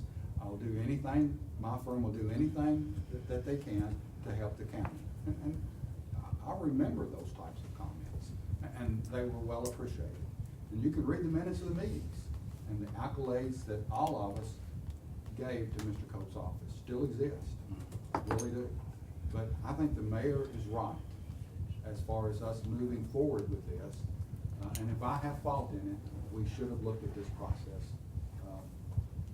a year ago, or at least 6 months ago. And we should be having this conversation now. We should have had it 6 months ago. So, because we screwed up with that communication process, us older commissioners, okay, we screwed up with that communication process. Doesn't mean that we ought to kick it out, because there was a lot of thought that went into it, hours and hours and hours of study, and a full commission indicated that it was the thing to do. Commissioner Jordan indicated that he voted to extend the contract, not to hire a county attorney. What I remember was that this 2 years would be a phase-in period of time. That's what I remember, and that's how I think the minutes of those meetings actually reflect. His vote may have been different than that, and I understand that 100%. I do. But what I remember was that it was our intent over the next 2 years to phase in the county attorney's office, an in-house attorney. Now, I've spoken way too much, and what I'm trying to say is that nobody's really wrong here. Jim has done a great job for us, but do we want to continue that, or do we want to establish a new department, like a human resources department, and what that has meant to us as a county going into the future? And I really do think that from all the work that we've done in the past, that it indicates that we could save money. We could save money, and that department could be fully functional over the next couple of years. We've got a contract right now with Mr. Cope's office for the next 2 years for litigation. We do. So it's not going to end with him in 31 days. Well, I would just suggest that we go ahead and see if we can extend this contract for, if you guys want to, a year, I don't care. But at some point in time, we need to agree that we're not gonna go, or we're gonna go, and, we need to work toward that day. Give us plenty of time to do it. And I appreciate you guys asking us here, and I really appreciate, you recognizing me, Adam, when you didn't have to, as much as, you guys have on your plates right now. I appreciate you sitting this meeting, up especially, and inviting all of us here. Thank you. Mr. Farrell. I voted back then and I thought we were gonna phase it in. Well, my vote was to phase it in within 2 years, like Commissioner Phillips. That was my thought process and my intent when I voted 2 years ago.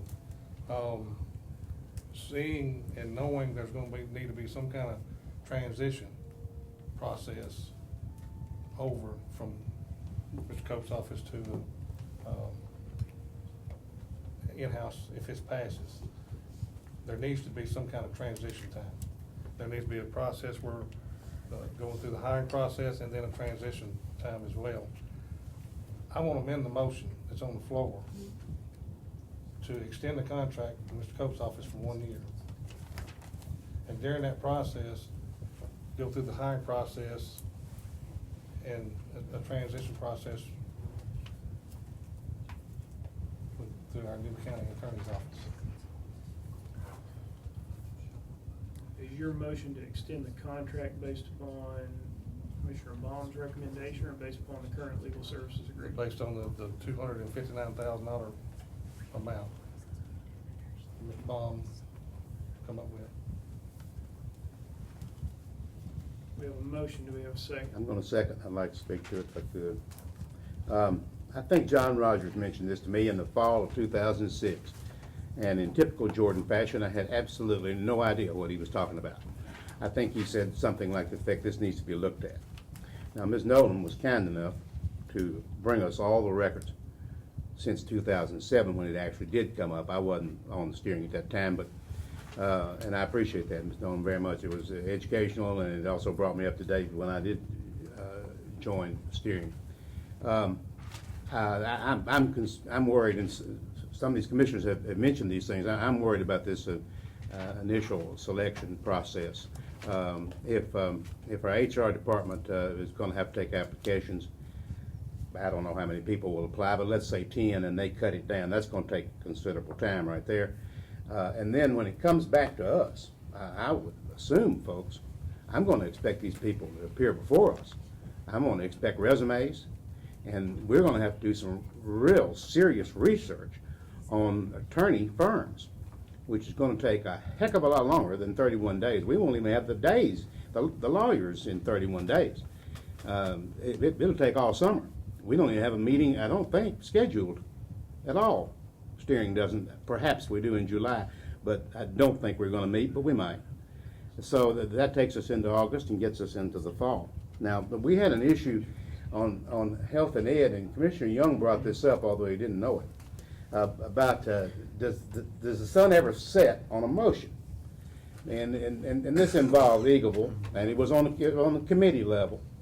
And I thought the commissioner that brought that up, who is also here tonight, had an excellent point, and we debated it, and I don't think we got a firm rule on this. But what happened was we have 4 new commissioners on a 7-member committee who had never voted on the issue at all. And well, we have 7 commissioners that had never voted on any portion of this back in 2007, 8, and 9, and 5 of them are here tonight. So are this binding to them? I don't know. I would assume it is, but I don't know that. Now the mayor, and I'm gonna finish up here in just a second, has done exactly what we asked him to do, and as usual, he did it meticulously, and it is well done. And I know you know that there's a but coming here. The question to me is really twofold. Has the present county attorney done a good job, yes or no? Well, the answer to me is yes, without question. So the second question to me is, do I want to change the county attorney or even begin a major change now? And I'm going to underline that word, now. And the answer to that is no. I don't want to do that. But I did second Commissioner Farley's motion because of the next thing, the last thing that I wrote here, that I would be able to support a different timeline, I think, with an in-house attorney as a result. And I can certainly support a year. And so that's why I spoke to the amendment. Thank you, Mr. Chairman. Thank you. Mr. Chairman. Just for point of clarification, the sun always shines on this committee. Look, Commissioner Jordan does in his, it always shines here. Commissioner Gooch. I'd just like to ask Mr. Cope if he would be willing to work with a transition like that, or would you do what Commissioner Stevens said he would do, just throw all the files on the courthouse staff and say, Well, first of all, I think Commissioner Stevens was probably speaking tongue in cheek. But having said that, he can certainly speak for himself. He doesn't need to speak for him. He's more than capable of addressing what his issues were. We met with Commissioner Baum to discuss a proposal. It was a 2-year proposal at a fixed cost to try to meet the needs of saying provide quality legal services at a low cost, effective flat rate for these generalized legal services. And we made a moral commitment to Commissioner Baum. If he wanted us to do that, we would work with him. And so that was our commitment. I've got 7 lawyers. Somebody asked me the other night, said, what are you gonna do on this thing? And I said, well, if I had a crystal ball, I could tell you, but I said, the crystal ball's kind of cloudy right now, and it's still kind of cloudy. So I have to talk to 6 other lawyers besides myself to say what we would be in a position to do. So I'm not saying what would take place going forward. We certainly want to meet the needs of the county and look after the interest of the county. What we have on the table now is the 2-year proposal. We agreed to that. Whether I can modify that or do anything else, I just can't answer that for you right now because I don't know. I would be speaking totally out of turn. I'm just one attorney in among 7, and there are a lot of different interests there. And so we would have to discuss it. We would thoroughly vet it, talk about it, and respond.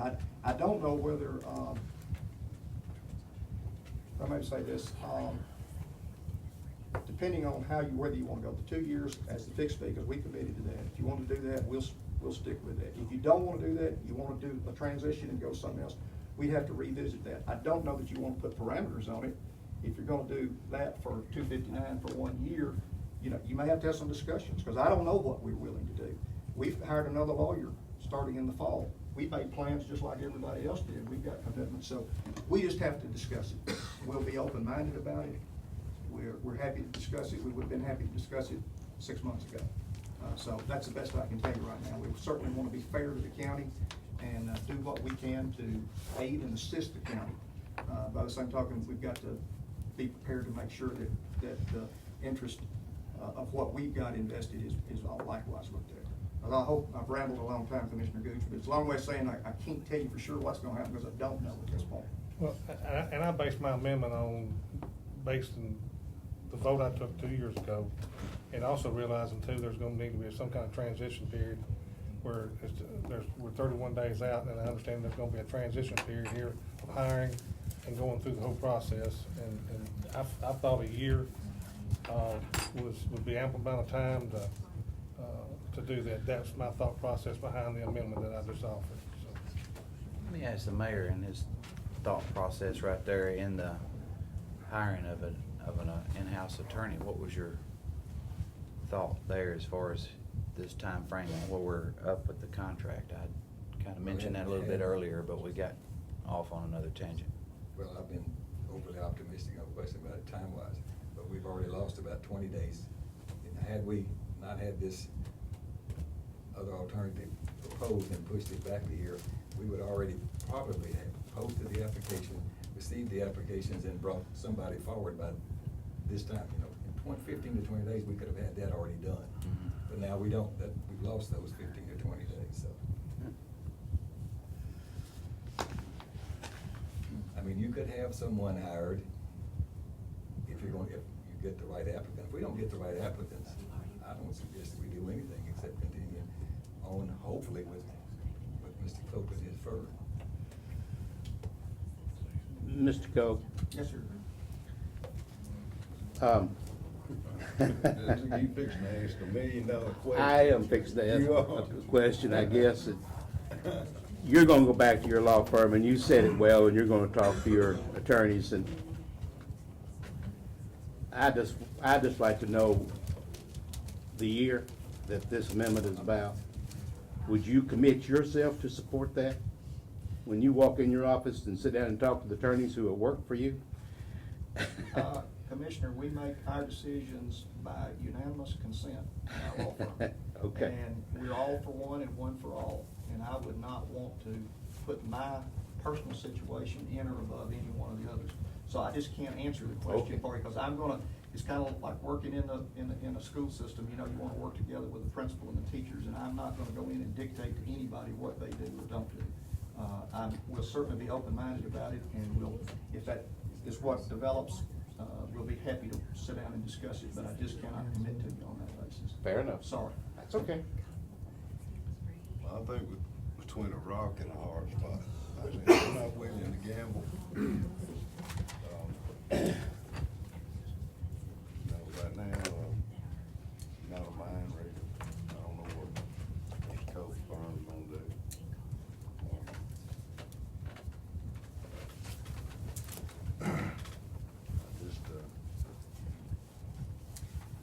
Just take I guess I'll need to apologize to my constituents. We should have brought this up a little bit earlier.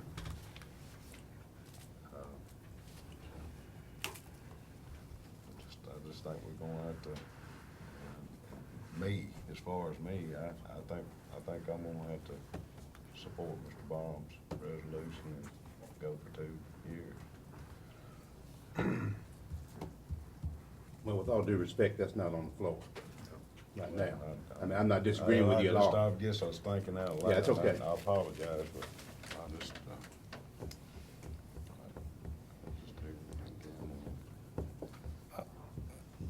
And that's why I throwed out the year, trying to offer some kind of compromise, because one way or the other, we're gonna have to do something. Well, it just appears to me we've been 2 years trying to get to this point, and 30 years with the code firm, and we can't speak for them. They're gonna have to make their own decision, but if we do another year, I don't know why it needs to take more than another year. I mean, that's something they'll have to assimilate within their own discussion. Well, I guess the other thing too, that what we were asking about, what would we be willing to do? I've got a number of commissioners who have asked us to continue because they don't believe in having an in-house legal department. I'm not debating that. I'm just telling you, there are commissioners who have approached us and said, we think this is going to be not a good idea. Now, you've heard all the reasons, pro and con. That's not for me to say. It's for you all to decide. But when I made a commitment to those to do the 2-year term, I don't Right. go back on commitments. I try not to. I try to Right. keep my word to folks. So if that 2-year term's not there and folks say we want to go to an in-house legal department, we'll consider. But I can't in here tonight say, well, I'm gonna turn my back on those who want us to continue to serve. I just can't do that to people. And I'm not gonna do it to people. And I'm not gonna bargain and sell out the folks who have principled ideas about what this ought to be. You all make the decision which way you want to go. Whatever it is, I said, we'll accept that and we'll do our best to try to work something through. But I'm not in a position to say what'll happen, because these folks have expressed that to me, and I understand their feelings. What was the 180 days? Was that what was in the contract as far as if you stop the contract or whatever, or? That's on the litigation what? piece. Oh, that's on the Litigation litigation piece, okay, The I'm second sorry. Extended term Extended. automatically renews for 4 years unless the commission gives 180-day notice at the end of the 4-year period. It automatically continues forever without your giving of notice at least 180 days in advance of that. In my 20 years, almost 20 years up here, I've learned you can't always get everything that you want. But I've also learned too, you have to compromise sometimes to get to a point where you need to be at. And knowing that there's commissioners up here that want 2 years, knowing there's commissioners up here that voted like I did, that we knew we were going to go through this 2 years. That's why I offered up the 1-year compromise. So at some point, we're gonna have to do something. We're gonna fish and cut bait, like you said a while ago, at some point here. And I thought that a year, cut it right down the middle, a year to go through the process, would be ample enough time to do what we think we need to do. And you can either be, vote for the 2 years or vote for the 1 year. Well, budgetary issues, it's probably better to do it a year at a time, or if we do 2 years, whatever, it doesn't matter. I'm just, you could argue a 6-month deal. Here we are in the middle of a year, and we start January 1, with an attorney that gives us 6 months to either do it or not do it. I feel like whatever comes from this committee, whether up or down, either way, in whatever time frame or we decide and then go to full commission, we're gonna get an answer at full commission, whether we're still gonna be in this process or not. If majority is not within this process, then out the window it goes, and we're gonna ask Cope Firm to keep us on track every 2 years, or we're gonna sign up until we say otherwise. But we beg for this job. So it's a motion on the floor. There's a motion and a second on the floor. An amendment. An amendment. And we do have an amendment. We better do the amendment first. What was the amendment? The amendment is to do the $259,000 for 1 year, extend the contract to June the 30th of 2013. I thought that was for 2 years. No, My resolution's for 2 years, isn't it? my amendment was for 1 year. Is it for the purposes of transitioning? Yes. So we could go ahead and hire the attorney in 2 months and let them transition? We couldn't do that without a budget. So Well, I mean, that's what I'm saying, but. We wouldn't do that. It's gonna have to go through a The budget has to be reworked. Yeah. We're adopting, if this amendment passes, we're adopting Mr. Bond's resolution, but for 1 year. It's exactly what he said, for Yes. 1 year. Okay, and do we have, which is really where we failed here. That's just, a number of people have said it. Do we have a transition time in place here? I mean, is something gonna happen in 4 months, 5 months, 6 January months. 1? 6 months, we should know where we're heading. Okay, but we don't wanna go through this again next May 30th. I think that's what I was saying. I think whenever our commission date is, coming up here in June, what is that, 14th? That we're gonna have a direction, I feel like. Either we're gonna steadfast on this in-house attorney, or it's out the window and we're gonna ask the Cope Firm to continue on. Well, this sounds like a reasonable compromise to me. Actually, I'm okay. Mr. Chairman, I call for the question. Question's been called for. Let's, okay. Let's vote on the call for the question first. Do we need a second for that? We have a second? for the Second. call? We have a second, Commissioner Sam. All's in favor, call for the question? Aye. Aye. Any opposed? Motion passes. We read the motion as amended, please. It's amendment. Just the amendment, I'm sorry. Yeah. Amend the original motion to extend the contract with Cope Hudson for 1 year and go through the hiring process and transition process based on the $259,000 amount of Baum's resolution. Great. So it says transition here. To go through the hiring process and transition process. So that's recommended to the commission that we're going through the transition process. That at the end of this 1 year extension, we're gonna be ready to go to a full-time county attorney's office. In-house. And open the Question's door. been called for. We need to call a roll on this or just vote? Whatever you want to do. Just vote. All those in favor, please say aye. Aye. Any opposed? No. No. No. The record show, who no? Raise your hand if you said no. Commissioner Stevens, Commissioner Black, Commissioner Gooch, Commissioner Coggan. I'd like to offer an amendment that we extend the contract by 2 years, as Commissioner Baum's resolution said. We have a motion, we have a second. Second. You had 4 no's. Right. Stevens, Black, Gooch, Coggan. Could we call roll on this one, please, sir? Yes, sir. Okay, what is the amendment now? The amendment is to 2 years. Same motion approve. except for 2 years. Yes. Well, what is the original motion? It seems like the amendment's opposite of. Yeah. Approve and proceed moving that with way. the mayor's recommendation is your original motion. I think we should vote on that first, because it seems like the amendment is just the exact opposite. Why don't we just vote on the, motion, and if it fails, then come up with the counteroffer?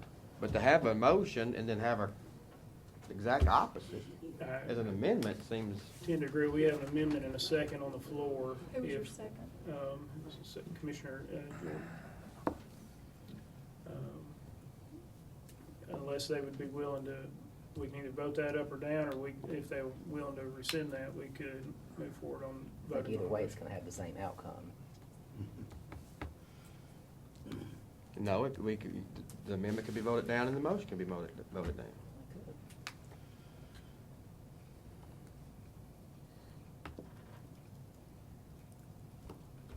All right, he's not withdrawn, so we'll need to vote on the amendment. You want a roll call? Yes, please. Is this amendment with a transition? 2 years bombs. Okay, so Proposal. it's not the prior amendment. You want to amend the prior motion to extend the contract with the Cope Hudson firm for 2 years following the bomb resolution. Correct. Please call the roll. Commissioner Black, Yes. Commissioner Farley, No. Commissioner Gooch, No. Commissioner Jordan, Yes. Commissioner Sandlin. No. Commissioner Stevens. Yes. Commissioner Coggan. Yes. 4, 2, 3. Okay. Go ahead. Amendment passes 4-3 to extend the agreement 2 years.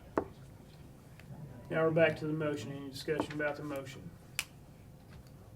Somebody want to call for the question on the motion? So the motion is amended, is the same motion that we just got through voting on, Basically. Correct.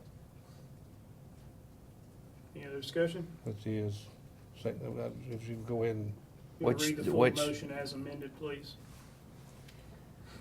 Approve and proceed with the mayor's recommendation is my original motion. In 2 years. Basically. that's why I got, Yeah. it's convoluted somehow.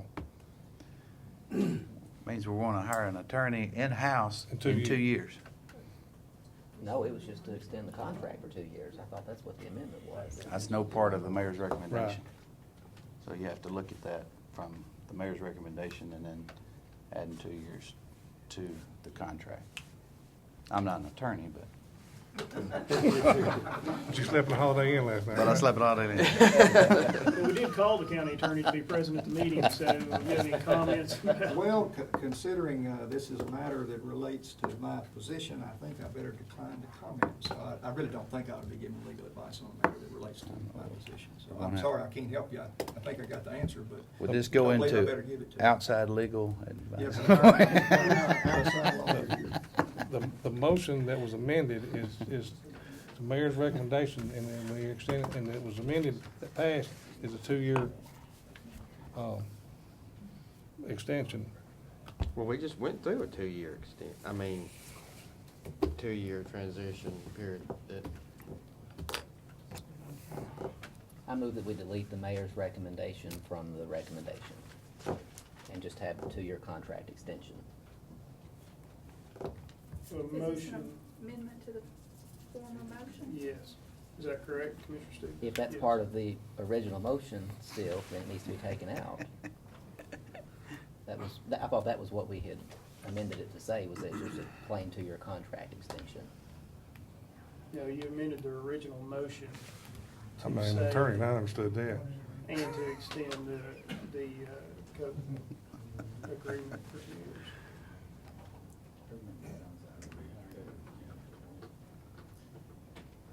That would be your amendment, right? Well, I don't think we need both.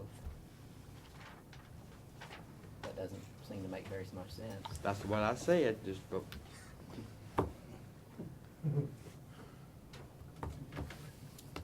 I know I'm not recognized, but everything you guys did is just out of order. You had an entirely new motion, without voting on the original motion. Point of order, Mr. Chairman. No offense, but point of I order. know. As I said, I can't be recognized, I'm sorry. no, you don't. You didn't have an amendment, you had a new motion. Well, Second that's on why I Commissioner asked. Stevens. No, I don't have a second, that's why I asked if it was an amendment. Oh, on and they that, said on yes, that it one there, was. on that one to take that out. To remove the original motion. Yeah, Commissioner Stevens made an amendment to remove the original motion. Do we have a second to remove the original motion? Well, then the amendment's not there. I'm not sure we can do that.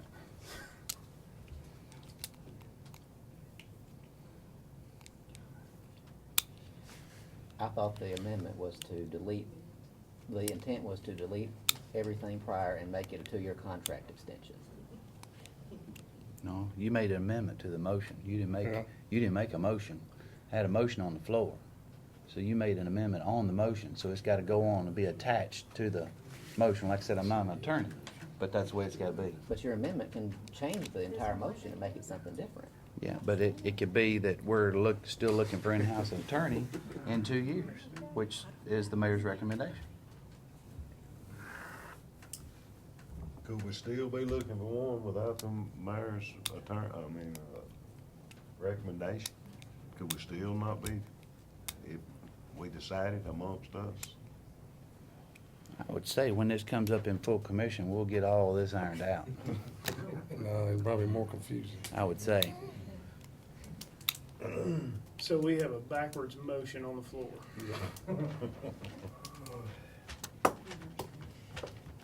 Just point of unbiased legal advice. Can the maker and the second of an amended motion rescind their motion to take it off the table? Say that again, Commissioner. Can the maker and the second of a motion rescind an amended motion? So that we can basically start all over is what I'm asking. Since it's Well, already I'm been amended. really very, very hesitant. I apologize to you, but this concerns my position, and I'm not gonna, in public, state what I think. I mean, I think I have I know the answer. I know what I would rule if it weren't about me, but I'm not going to state something that concerns my position. I don't feel comfortable, Commissioner Coggin, doing that. I'm sorry, I just don't. So, I apologize to you. I wish I could, but I just don't feel comfortable. All right, we'll go back to then, Commissioner Stevens has an amendment on the floor that has no second, so I guess we need a second before we have any other discussion. And that second is to take out the first part of the motion. Well, I have it as to amend the motion to remove the original motion and go with the 2-year contract under the Baum resolution. Mr. Chairman. All we gotta do is vote the motion down and start all over. It's not really an amendment, that's a new motion, which I've got no problem with the new motion. But you got 2 motions on the floor if it's a motion. I agree. Your amendment can rework the first motion. Make it a new motion. Doesn't that All right, Commissioners, we have an amendment. Do we have a second? Hearing no second, that amendment fails. I'd like to respectfully ask the maker of the motion and the second of the original motion to rescind their motion so we could, and their second, so we can proceed in a more clear fashion. I'd love to, but I don't like it, and I voted against it, so I can't rescind it, but I We'll know need it. to vote on it then. Okay. Will you read the motion again, please, as amended?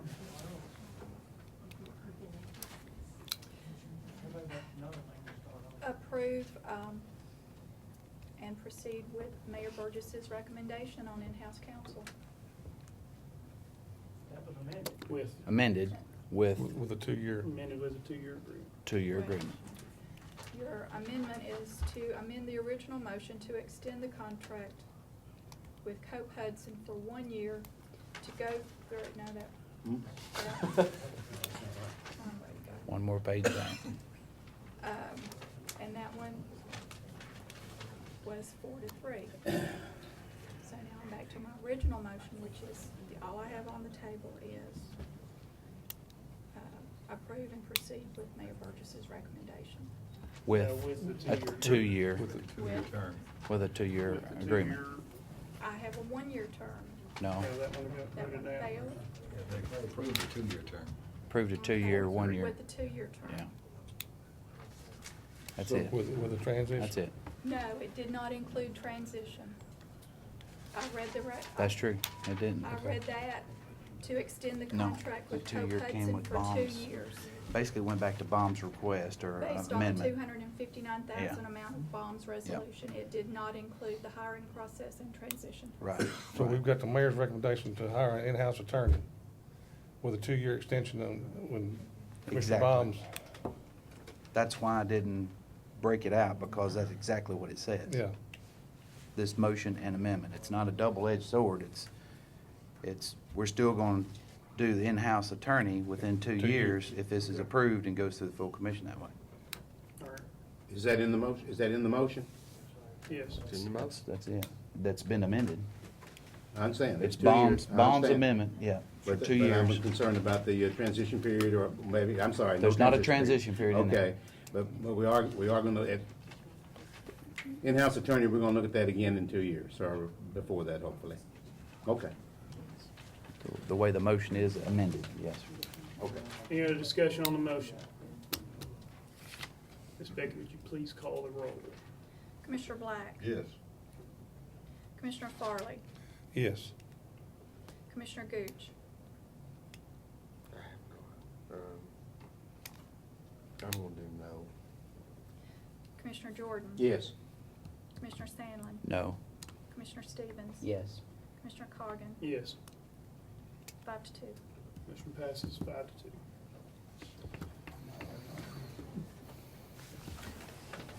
Next And this- item on the agenda, And this will be coming for the full commission the June 14th. we talked about this briefly at our last committee meeting, and that is the scheduling of another steering committee meeting before the approval of the budget, and that only date available is June 21st. If it's okay with the committee, we'll go ahead and tentatively schedule that. If Yeah. there's no business, we will cancel that meeting. Sounds good. All right, motion to adjourn, So moved. second? Second. All right.